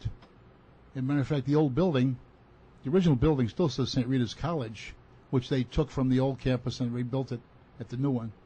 So, it was never called St. Rita Tech, was it, Tom? No, it was not. There was someone that we had technical courses from like 1938 to the middle 60s. But Well, I'll ask you a trivia question. Okay. What was the college that was supposed to be built on Irving Park and Menard? Irving Park and Menard. Okay. I'll take a pass. I know. Anybody know? Harvard, Yale, Princeton. Barber College? Dartmouth, What? Amherst. Was Martin Luther College. Martin Luther? Yeah. It was one building built. I don't think it lasted more than a couple of years, and that was the end of it. There's still a building there? No, it's It's gone. a parking lot now. It's a Was parking lot. that a Lutheran college? Or? It was supposed to be a Lutheran college. They had some photographs of it in a newspaper one I time. never knew that. No. How long ago was this? Turn of the century. You remember that, don't you? From which century? Yeah. That one, last one I remember. 1803. The last one I remember, but There's always that little Swedish settlement there. Yeah, I was. For most of last century, The only thing that come close to it was Nebo Lutheran Church, but that was Swedish, and they did a lot of their first, many of their early years in Swedish. Before they found out they were losing people, and they had to go and convert to English sermons. So, well, Where was it now? At Menard? Menard and Irving Park. At what South corner? side of the street. South side? It'd be the southwest corner. Oh, see, that's something I never heard of. What's there now? It'd be Parking lot. is that a parking? It's a car dealership. Was there, Oh, it's a wasn't it? parking lot. For- The Moose for used to be a there. large retro Catholic church, Is it? and then Oh, okay. Yeah. Alderman Cullerton's office is near Yeah, there. No, he was there. I Firehouse think is he there. moved. He moved, yeah. Firehouse is right down the street. Yeah, right. that's on the other Not side too of the far street, though. Straight to south, Menard, yeah. Yeah, but that's on the east side of the street. Yeah. Yeah. East side of Menard. Right. Yeah. I've got a little football trivia question regarding high school football public leagues. Let's hear it. Let's hear it. Unless this has changed, when I was going to school, they had like A, B, and C divisions within the league. And the schools would alternate which league division they were in. Was that based largely on the size of the school or the previous year's won-lost record? Sure, Steinmetz, Austin would kind of fluctuate. It wasn't geographical, was it? Could have No, been that. In part. But do you remember that, Al? There were different... I don't remember too much about Okay. it. What they do have now is different titles. I thought the powerhouse teams would be in the A division. Yeah, okay, you got Then Lake either the Tech, smaller schools or Schurz, the lost or... Schurz, they would Steinmetz fluctuate. was in there. Okay. But their schedule would still play other teams, right? Yeah. The other, Right. Yeah. And then Okay. now they call Big Shoulders, and trying to figure out what is it, Red Shoulders or something like that. That's a cool name. Yeah. And trying to figure out what you're talking about. I don't know. I think Max Burnell had me in the the F League. It's about how good that I did for Max. But we know that the high school football in Chicago has been tops, no matter which way you look at it. Absolutely. And that I believe there was like a 50,000 turned out for one prep bowl one year. Yeah, that's a record for a prep game. Yeah. It froze out there, and I had a sore throat when I went home one time. You out there? One of them, anyway. Just to give you a little update on what they split the Chicago public high schools into so many different leagues. I'll give you the names if you can figure any of these out. The Chicago Big Shoulders, the Chicago Second City, the Chicago Windy City, Illini Prairie State, Illini Redbird, Public Intercity 1, Public Intercity 2. I guess they ran out of imagination after Illini Redbird, and Public Intercity 3, and believe it or not, Public Intercity 4. Oh, they must have had one hell of a party when they got those up. It sounds like they were all. I mean, this includes the suburbs, though, too. That's as clear as mud. I mean, City 1, City 2, City 3, City 4. They could have at least named one of them after DeWolf Hopper. DeWolf Hopper. Now, with the onslaught of the coming of the IHSA, which some of us tend to believe that neither the public nor the Catholic League in Chicago get a fair shake from, especially the Catholic League. What's the formula they use, Tom, for the Catholic school? Oh yeah, this is a good one. The IHSA, when the Catholic League decided to join the IHSA, they were always independent. As a matter of fact, they couldn't play like regular season games. But anyway, when they decided to join the IHSA, thanks to all of the member schools that vote, which the majority of them are in areas that hate the city of Chicago, namely downstate. You know, downstate is anything south of 116th Street.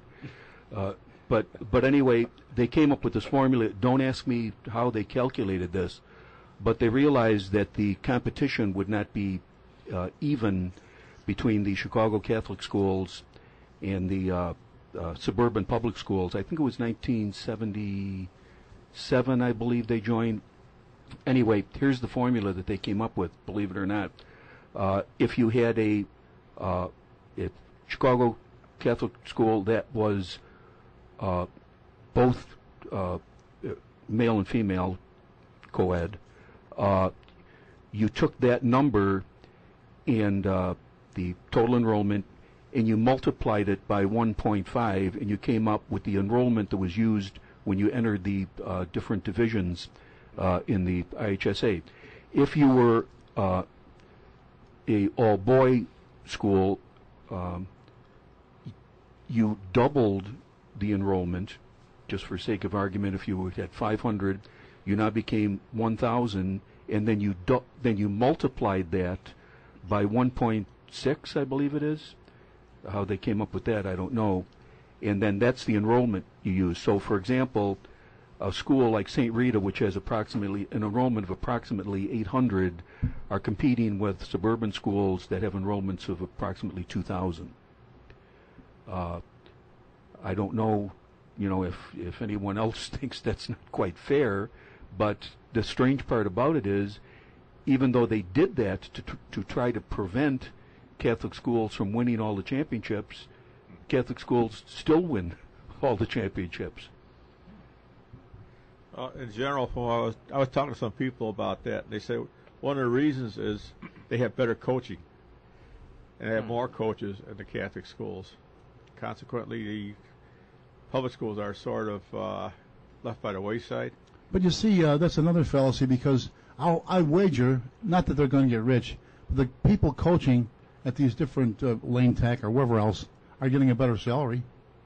Oh, I'm sure they. So shouldn't that be able to draw? Shouldn't that be able to attract? You got to remember too that those kids going to the Catholic schools are also paying tuition. Yeah.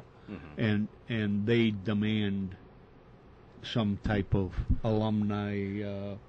Well, you got to remember though. First dropping of all, a quarter, dropping a dime.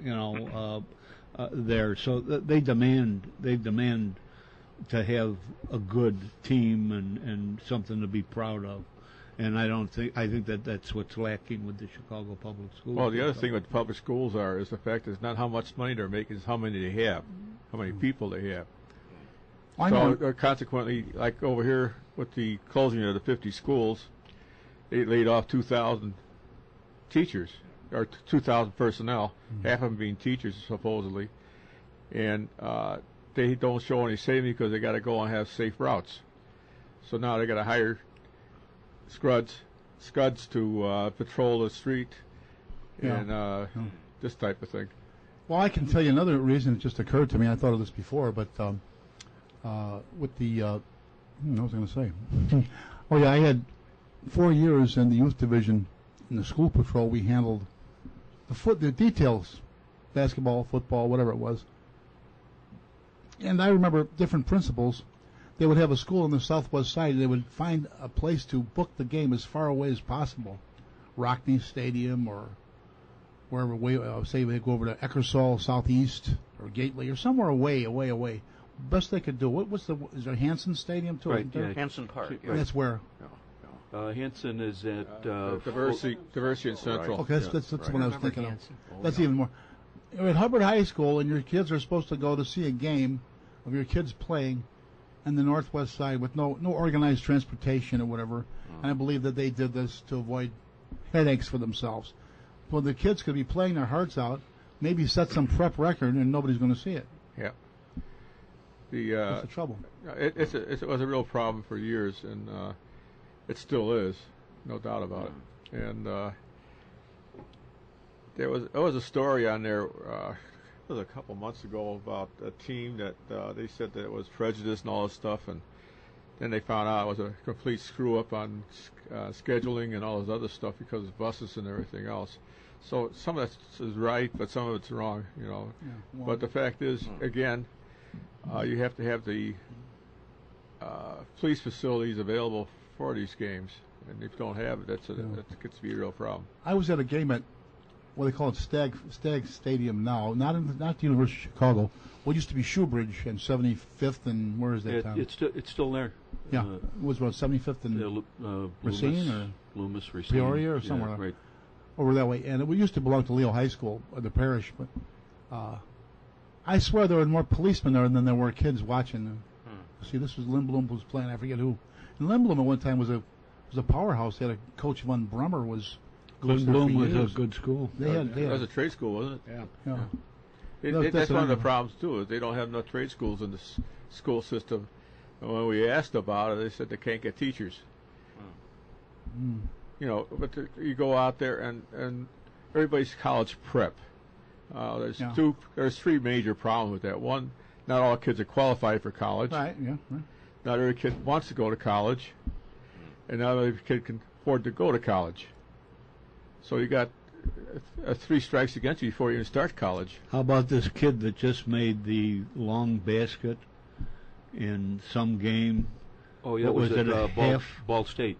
Was that got free tuition? Free tuition for 3 years. Yeah. What did he do? He made a half-court shot. His name was drawn. No, not a game. No, his name was drawn at random, and if you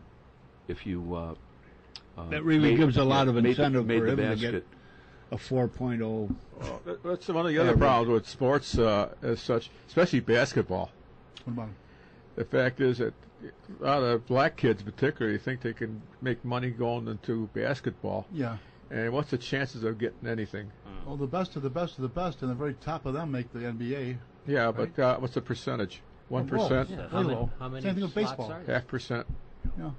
Yeah, I just a thought that you mentioned Stagg Field a couple of times today, and I'm just thinking today, the average person who has heard of Stagg Field, the only reason that they know there was a Stagg Field at the University of Chicago is because of Enrico Fermi and the nuclear chain reaction. I mean, most people today have long forgotten that it had anything to do with football or that the U of C had. If they've heard of Stagg Field, it's because of 1942 and the Manhattan Project. But who was Stagg? They never even asked that. Amos Alon. Yeah, I who mean, was Eckersall? people don't know what the name means or who he was. Is he a coach or something too? Amos He's supposed to be a friend of Hallis's, I guess. Yeah, they have a statue there of commemorating the. There's the nuclear chain reaction. Something like that. When they dump blood on every once in a while. Well, it was still there when it was torn down in the 60s, I believe, or the 70s. There's a Henry Moore sculpture. It was still there when I on was. on the statue or the stadium? No, the on the stadium. site. The It's still a field. No, Same it's- Ignatius. It's a field. But the building in which the chain reaction I don't took know. place was still there, I think, in I the don't know. 60s. I think it was. Well, on the I remember remember the news. supposedly on the site there is a Henry Moore sculpture Right. there on the an site. interpretive sculpture that's Right. supposed to reflect Right. the nuclear Oh, chain the guy who was reaction. not even got a secret? No, what I'm saying is I remember in the news when I was a kid when they were tearing down, and that was the big news because that's where the first nuclear chain reaction. Now- So it was still there in the late 50s, early The 60s. Stag Stadium now, it's Stadium. nothing spectacular. It's fenced in. There's a football field. University has an Yeah, informal football team. field and the track. And St. Ignatius plays their home games there now. To this day, so. You know, getting back to talking about St. Ignatius and Catholic League and the football and the calculations that they use to supposedly even the playing field between a better team and a Weaker team. inferior team, for lack of a better word.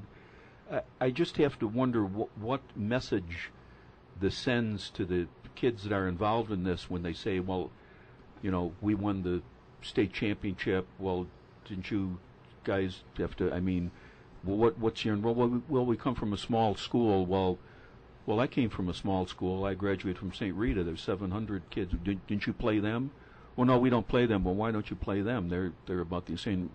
Well, they changed the enrollment calculation, so St. Rita plays better teams.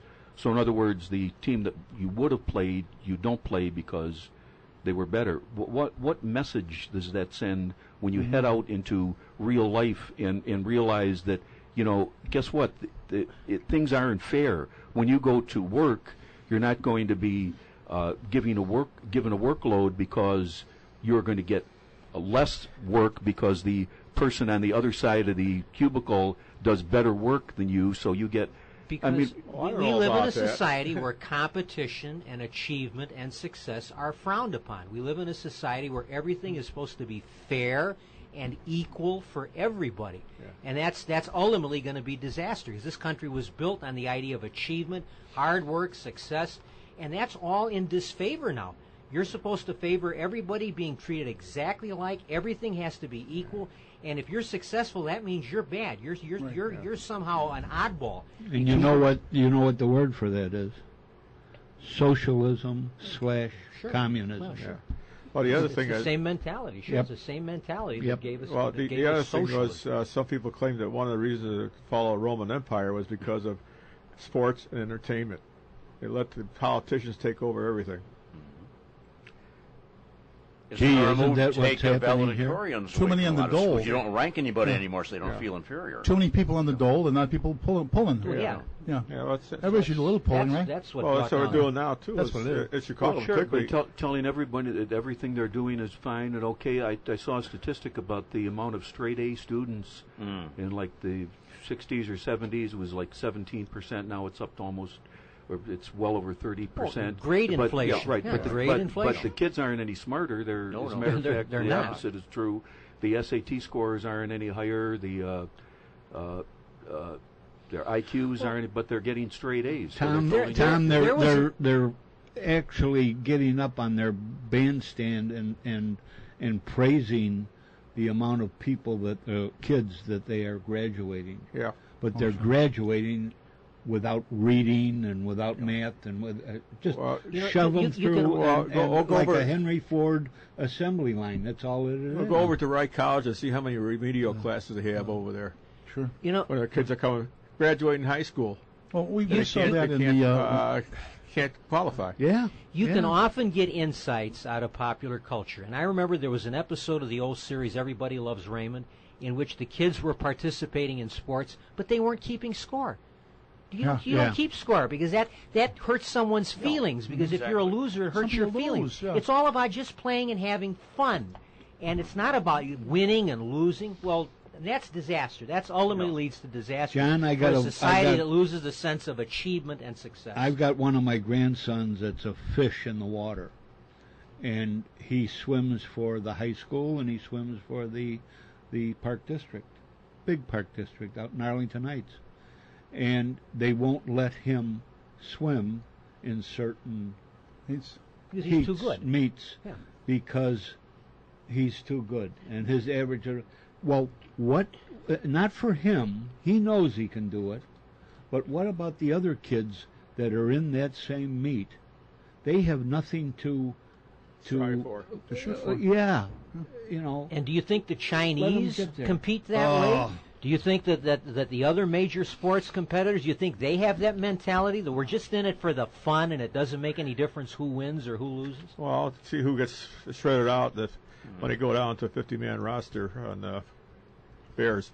But anyways, to qualify that a little bit, I went to IIT, and one of the guys was taking food science.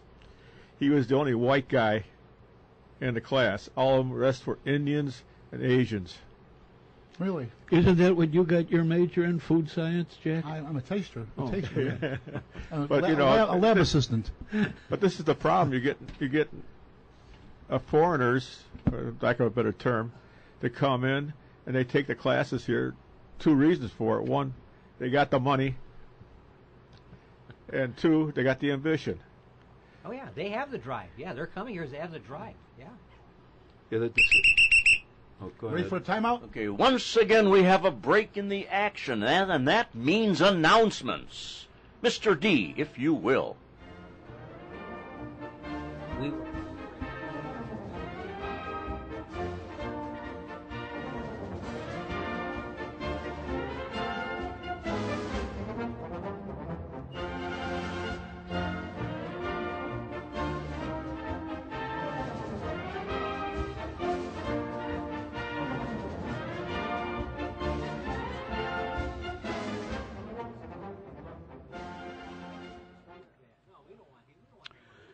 Exhibitors Carpet Service has changed their name to Carpet Warehouse at 4300 West Montrose Avenue in Chicago, and their new location at 440 North Sheridan Road in Highwood, Illinois, called Carpet of Highwood. Stop in at Carpet Warehouse at 4300 West Montrose Avenue, and their phone number there is area code 773-283-0100, or at 440 North Sheridan Road in Highwood, and their phone number is area code 847-266-1400. For carpet in your living room, dining room, bedroom, den, or family room, stop in at either location for a great deal. Once again, Carpet Warehouse, which is located at 4300 West Montrose Avenue. Phone number is 773-283-0100 in Chicago, or Carpet of Highwood at 440 North Sheridan Road, and that phone number is area code 847-266-1400.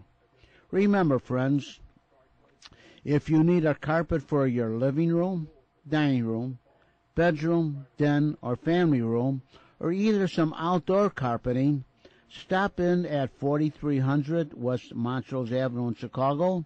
Again, their phone number is area code 773-283-0100, or at 440 North Sheridan Road in Highwood, and that phone number is area code 847-266-1400 for a real great deal.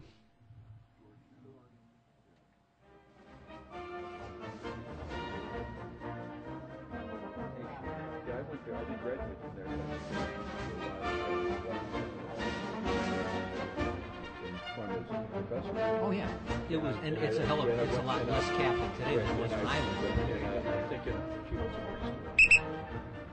Well, we're back for the fifth part of our Meet the Chicago Historians program, what we gridiron types call sudden death overtime.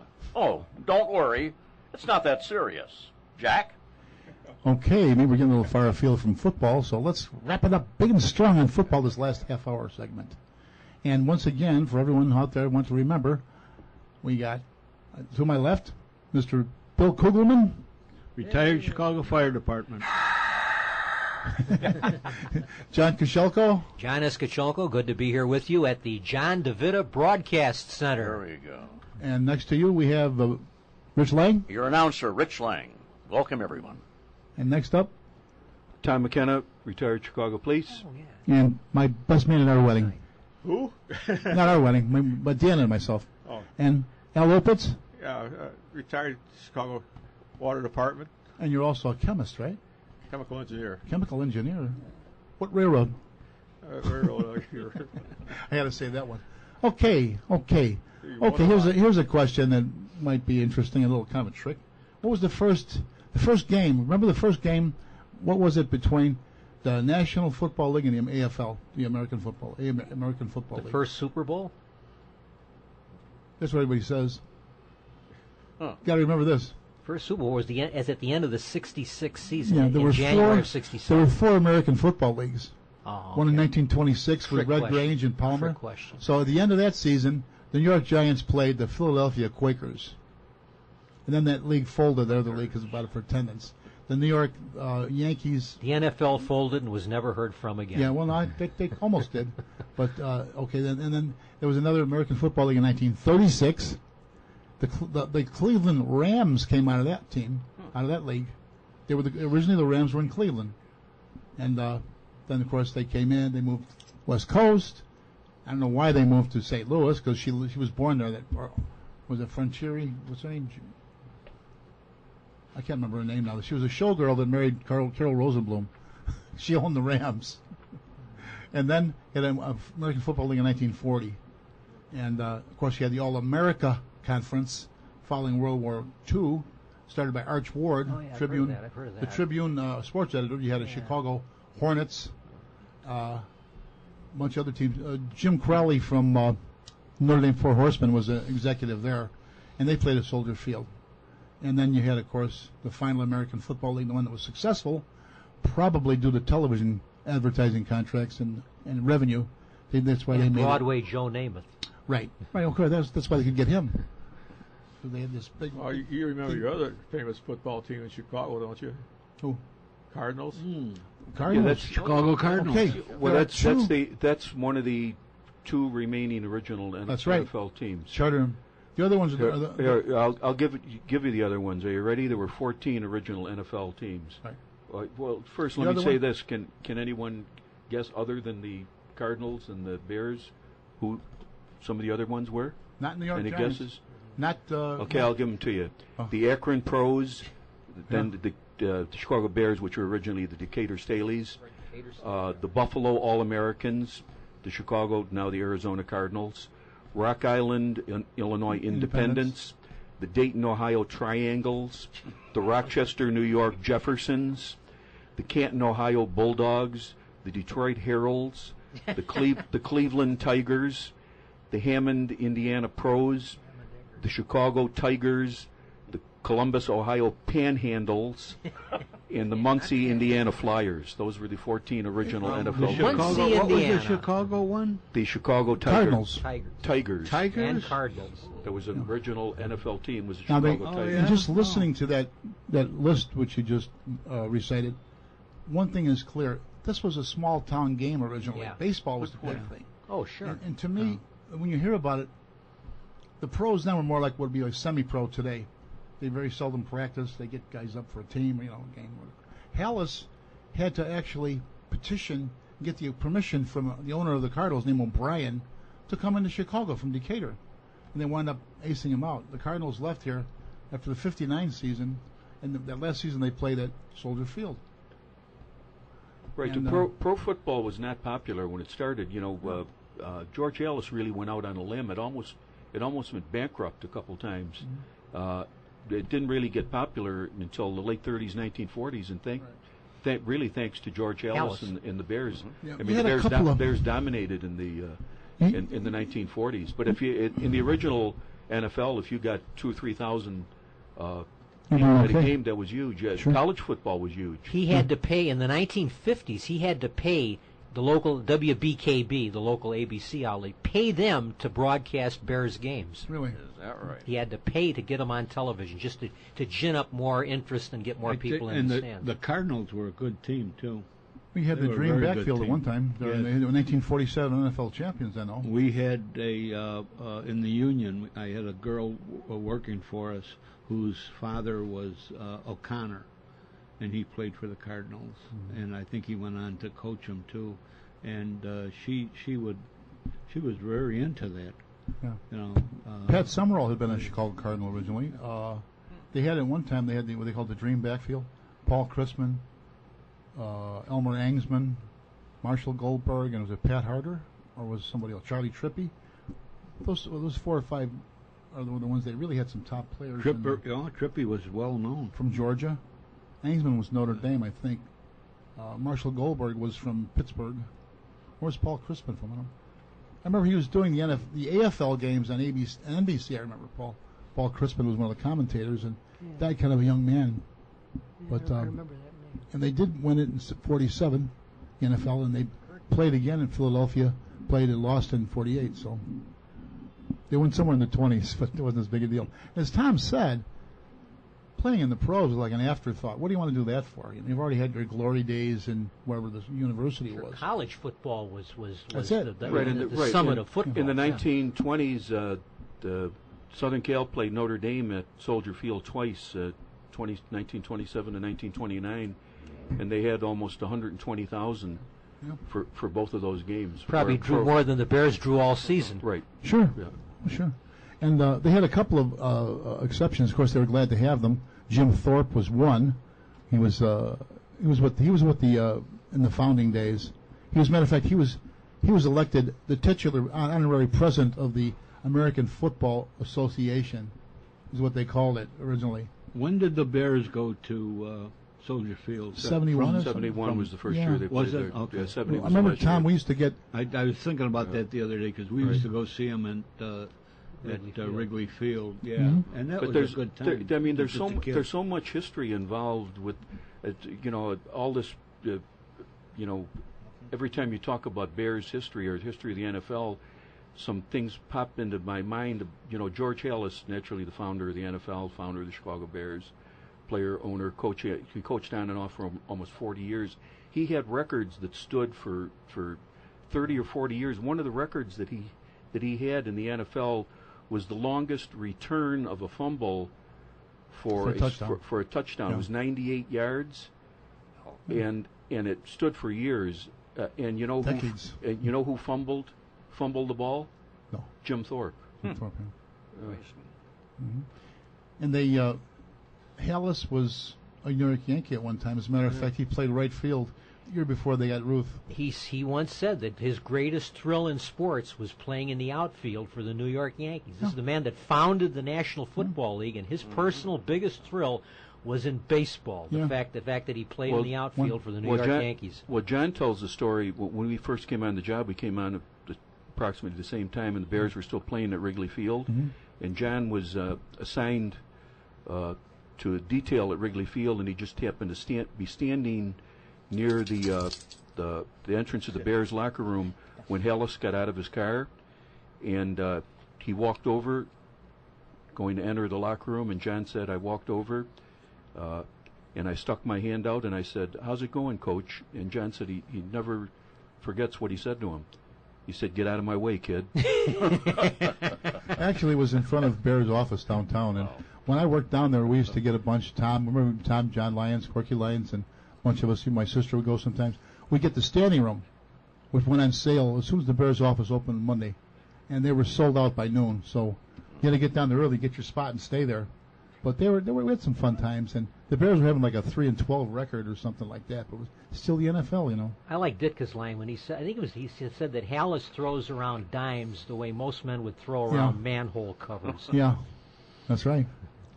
My brother-in-law had a lot of money, and when he passed away, I was the executor of his estate. And that was the first thing I asked the girls, his family. Any of you guys interested in these tickets? Oh no, he had all girls. No, Uncle Bill. So I have his tickets. You know where they are? You know where the Bears come out in Soldier Field? They're right above there. You still got them? And oh yeah, and they are seats 1, 2, 3, and 4 in big enough for you and me, huh? the 5th row up. Wow. And I just You couldn't give them away. Good Lord. We have more fun there. It's really nice. It must have been tough playing at Wrigley Field because the guys would keep tripping over the bases, and so do the Cubs. Yeah. There's a story goes. They sure do. This is probably made up by a newsman, but Bronco Nagurski was the Bears fullback. He was the north end zone was a little bit short with the brick wall there, and supposedly he catches a swing pass in the end zone and ran into the wall and came back to the huddle and said, "That last guy hit me pretty good." So, now, if anybody doesn't know, Bronco Nagurski would be a football player just like he sounds. He was huge. He was muscle. He wrestled pro. He was as big as a tackle and as fast as a halfback. So, one more little thing about football. Football is very much into our, as is baseball, of course, into our popular culture, our popular fiction. Got any favorite football movies, or anybody know, Al? Not Moochie of the Little League, no. Moochie of Pop Warner. I can't think of anything right now. There's a couple of them are out there. I think. Al Opitz? I got even names because people. I can't remember. What's the one that it was just on TV too, where they play the jail. They play the longest yard. The longest yard. The original one. Yeah. With Burt Reynolds. That was That was a good one. That's what I was thinking about. That's a good one, Bill. How about Tom? You got any ones you can think of? I'm in deep conversation with our research department at the moment. Rich. Maybe a little trivia point, not so much movies on football, but I'm thinking of, give us a little bit of the career of an iconic Chicago name, Cup. Irv Kupson. Irv Kupson, oh. That's right, Jack. Cup's column? Yeah. Cup yeah, show? He had what? That's right, Jack. I wouldn't say a distinguished career in football, but he played on that. He played for the night. He was started out at Northwestern, and apparently he got into some personal problem. He was fighting somebody. He had to leave Northwestern and went to North Dakota. He played there, and he was a quarterback. I didn't know. And he is a quarterback, and he played for the 1935 Philadelphia Eagles. So Cup was a pretty good-sized guy, and I guess he was pretty rough in his day. He never was on the Bears then, correct? No. Interesting. Okay. He covered that famous 1940 game, or the championship game, was 73-0. Bears swamped Washington. He covered it for whatever paper he was working for, as he was a sports writer at the time. Right. And then he also officiated at the game, Cup. That was a double dip, wasn't it there, Cup? So, but he did both. That game where the Bears beat Washington for the national championship 73-0. Yeah. Supposedly in the fourth quarter, eight different Bears scored touchdowns in that game. Supposedly in the fourth quarter, the referees went over to Coach Ellis and asked him if he scores, or if they score another touchdown, to please go for 2 points, because they had kicked all the footballs into the stands that were on their last ball. Yeah, I heard that too. And they, of course, that was Cups, and he did the commentary with Jack Brickhouse for years. Right, Jack? Right, That's right, Jack. Yeah. That became his tagline. Yeah. With a D. That's right, Jack. I know somebody I know did an impersonation of him, giving scores. The Los Angeles Lambs beat the Baltimore Orioles. That's right, Jack. But okay, here's a. We can't forget Ronald Reagan. Win one for the Gipper. Okay, that was in what? Oh, geez. Knute Rockne, All-American, about 1940. 1940, yeah. Knute Rockne. Yeah. Okay. Knute. Now, there's another Notre Dame movie, more recent, much more recent than that one. Rudy. Yeah, Rudy, who was the kid wants to play football from Joliet, remember? Joliet Catholic High School, and did, by the way. What was the name of it? Rudy. You never seen that? It's a true story. Yeah. When I think of great sports movies, I think of Pride of the Yankees, The Winning Team, Natural. They're all about the national pastime. Well, let's get back baseball. to Rudy. Rudy has one thing in it that Tom and I can really relate to. They filmed what is supposed to be Joliet Catholic High School, the buildings and the football field. is the old campus of St. Rita before they tore it down. When the school had already moved to what it was Quigley South Prep at 77th and Western. It's at 63rd and Claremont, just east of Western. And so it's there on film for posterity. Rudy is. And there's one more Notre Dame picture nobody seems to ever know about. 1931, The Spirit of Notre Dame came out. It had a lot of the Four Horsemen in it still. They were already graduated, but they were in it, and that great team. And they just called the coach because Knute Rockne, in the movie about Rockne, with Pat O'Brien, he says he's going to take this flight out to the West Coast about, remember there were hearings about college sports, he had to go out there. Well, he may have done that, but he was also going out there to film this, to play himself. So meanwhile, he crashed.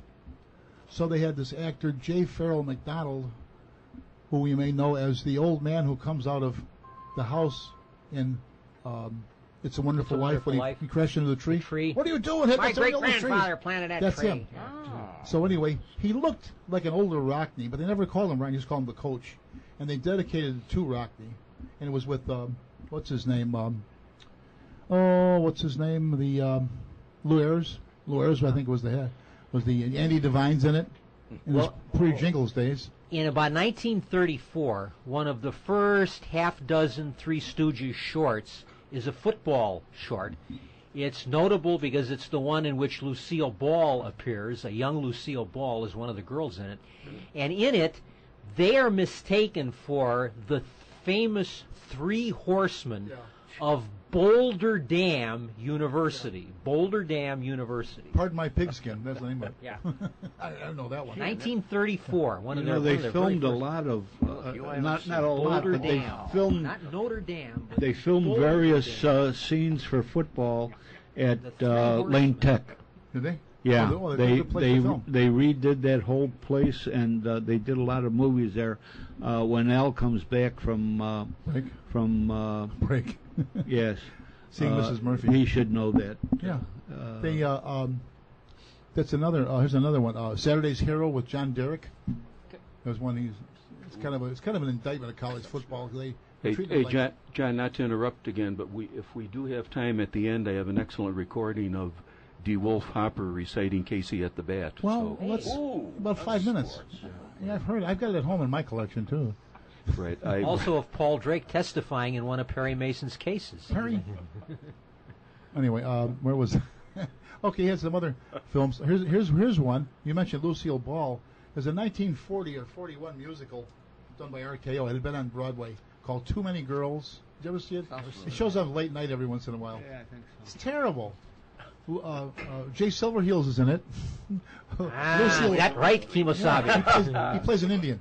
But ask you a question. Why is it I've been in this country all these years and still say me think of it? Why didn't I learn to say I think of this? I don't know. Probably because of the educational system. All Indians. But anyway, Lucy and Desi actually met in this film. Really? She's in it. He's in it. He plays a football player, and who else? This guy. Some of the, obviously, you know, it's just a musical. Al, do you remember the movies that were filmed over at Lane Tech? No, but I know there's a couple of them over there. They rebuilt the stadium. Yeah. It was not condemned, but next to it. So Goldie Hawn. I think the last one was Goldie Hawn was in it. Yeah, that was one there, football. And then Not Doug Woods. Doug Woods, what was it? The pitcher from the Cubs. He paid for the baseball field out there. So they put a new baseball field out there, too. Was it Woods or... Kerry Woods? Yeah. He did? Yeah. Oh. At Lane Tech? Yeah. Oh. Because there's a beautiful field out in Humboldt Park. You wouldn't think that it'd be there. Well, I don't really know about nice, and that was but paid for by the Cubs. Yeah, but this was also paid fairly by his foundation. And they rebuilt the stadium. I haven't been the name of that was rebuilt. The name of the movie was Wildcats. Wildcats. Filmed in 1986, starring Goldie Hawn. That was the old one then. Co-starring Jan Hooks, Molly McGrath, and D. Wolf Hopper. He sure gets around. One of his final appearances on the silver screen. But okay, why don't we go with the Wolf Hoppers? But the alumni association at Lane Tech they put a lot of money into it also. They got a big alumni association. Who was the 10,000. principal when you went there? A guy named Silver or something like that. There was a Mr. Racky was the leader. He was the father of the teacher we had at St. Rita. Racky. But Don Racky. But the whole stadium was rebuilt, and the Woods Foundation put up a new baseball stadium out there. And there was Ricky Racky too. Ricky Racky. Okay, let's hear it, Tom. You got it? The recording? Are you serious? Yeah, let's hear it. It's A serious. little equal time for our. This is in love and be on the in honor of our sad baseball season. Go.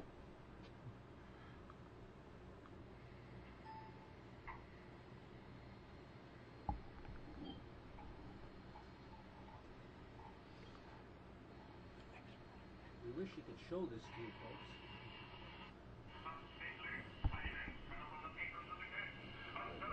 It's not a.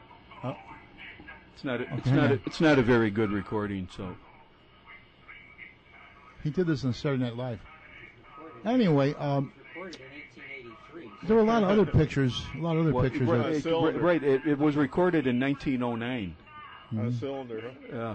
Yeah. There was a. All right, get the hook. Yeah, no good. Right. Okay, let's see what was the one I was thinking of. There was one of them. The backfield was Dick Powell, Stu Irwin, Joe Sawyer. You know who Joe Sawyer is? Edgar Buchanan. No, I can't think who else was in it, but it was like a college picture. It was always colleges. Like I said, it never was the pros. The pros were like the afterthought. But if you could go down there and do it for whatever your school was. Harold Lloyd did The Freshman of Silent. Okay. And which was used in the opening of one of his talking movies in the 40s called Mad Wednesday or The Sin of Harold Diddlebach, the alternate title. They open up with the old one and it shows what he was like years later. So he was the freshman, and he's in the football game, and now he's in business. So that was a Preston Sturges picture, if you ever saw it. Did you ever see it? No. Okay. It was on just recently, but you don't have cable, right? See? No wonder. There was a Marx Brothers movie at Huxley University, That's right. I believe. Oh, yeah, I forget. Yeah. Which Horse one of Feathers. those? Horse Feathers, one of those. Something. Yeah, like Horse that. Feathers. Horse Yeah. Feathers. Was it? And they had Darwin College and Huxley College were playing. That's right. And the two guys from Darwin were Jim Pierce and Nat Pendleton. You know those names? Nat Pendleton. Nat Pendleton was a lot of things. He was early sound. he was actually an Olympic wrestler and a pro wrestler and a pretty good character actor too. He's an inspector a lot of times. He was the ambulance driver in the Dr. Kildare movies. He was the cop and then the top sergeant in Buck Privates when Abbott and Costello. Okay. And Jim Pierce, he was Thun. He was Thun Jimmy Pierce. in the Flash Gordon serial, among other things. A lot of silence, though. A lot of those guys were of course, they were a little older. It's Thun and his lion. There you man. Yeah, Well, it was, the problem with the silent film going over to talkies was a lot of them had a lousy voice, right. and they John dropped Gilbert, out real quick. John Gilbert. Gilbert being the classic example of that. In John Gilbert, they did a number on him. Louis B. Mayer hated him for some reason, so they got 4 minutes. They did his voice up wrong.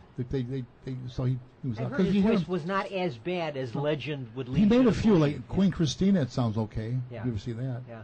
But got to remind you, we're getting very close to the last time out of the day in this our football. We think we've enjoyed this very much. It's what we do every week, every month. I mean, not every week. And we're told on the next broadcast recording session for those who want to get tickets will be September 16th. And these are as hard to get as their Bozo tickets used to be. So you send in for them when you meet the girl you're going to marry and to get some for your kids. Okay. And this will be at 12 noon. And we're going to talk about The American Indian American Indian in Chicago. Yeah. Okay. What was the topic? I'm sorry. American Indian in Chicago. Beautiful. Okay. How? Wait, we'll figure it out. That was like and we just talked about it before. The Longest Yard. Burt Reynolds is recruiting people to be on the convicts team to play the guards. Ringers. And so Sonny Sixkiller I think he was from the University of Washington, quarterback, was playing. He's a convict working in the kitchen, and Burt comes in there and says, "No wisecracks to Chief now."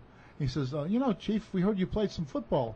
Where? He says, Oklahoma State. He says, Oklahoma State University? He says, no, Oklahoma State Penitentiary. He says, well, when you go on the football team, we can get you an easier work detail. He says, how? And Bert goes, well, we'll work on it. So, anyway, as we're winding up with our last, before I get a chance to wind up to our last timeout, I want to say, remember, history is much more than a book that you keep on the shelf. So long, everybody, from Chicago Historians. You know what the gun? You know what the real American sports.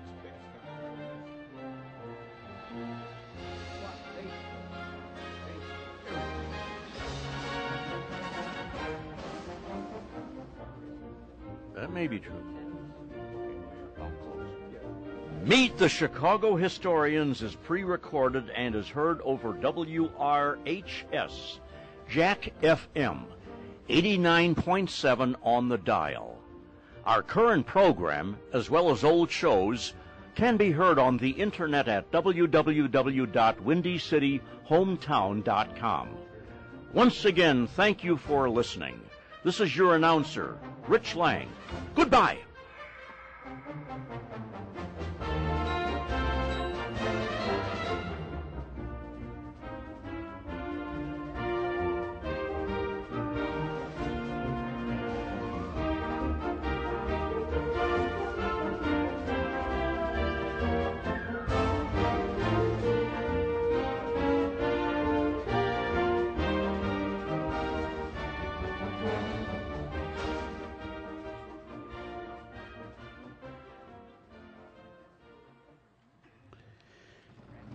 You have been listening to Meet the Chicago Historians from the John DeVita Broadcast Center on the Windy City Hometown Entertainment Network on Monday, August the 19th, the year 2013. This broadcast was produced and directed by John DeVita, edited by Stephen Lehman, and our audio engineer is James Rohde. This program was pre-recorded. Thanks for listening.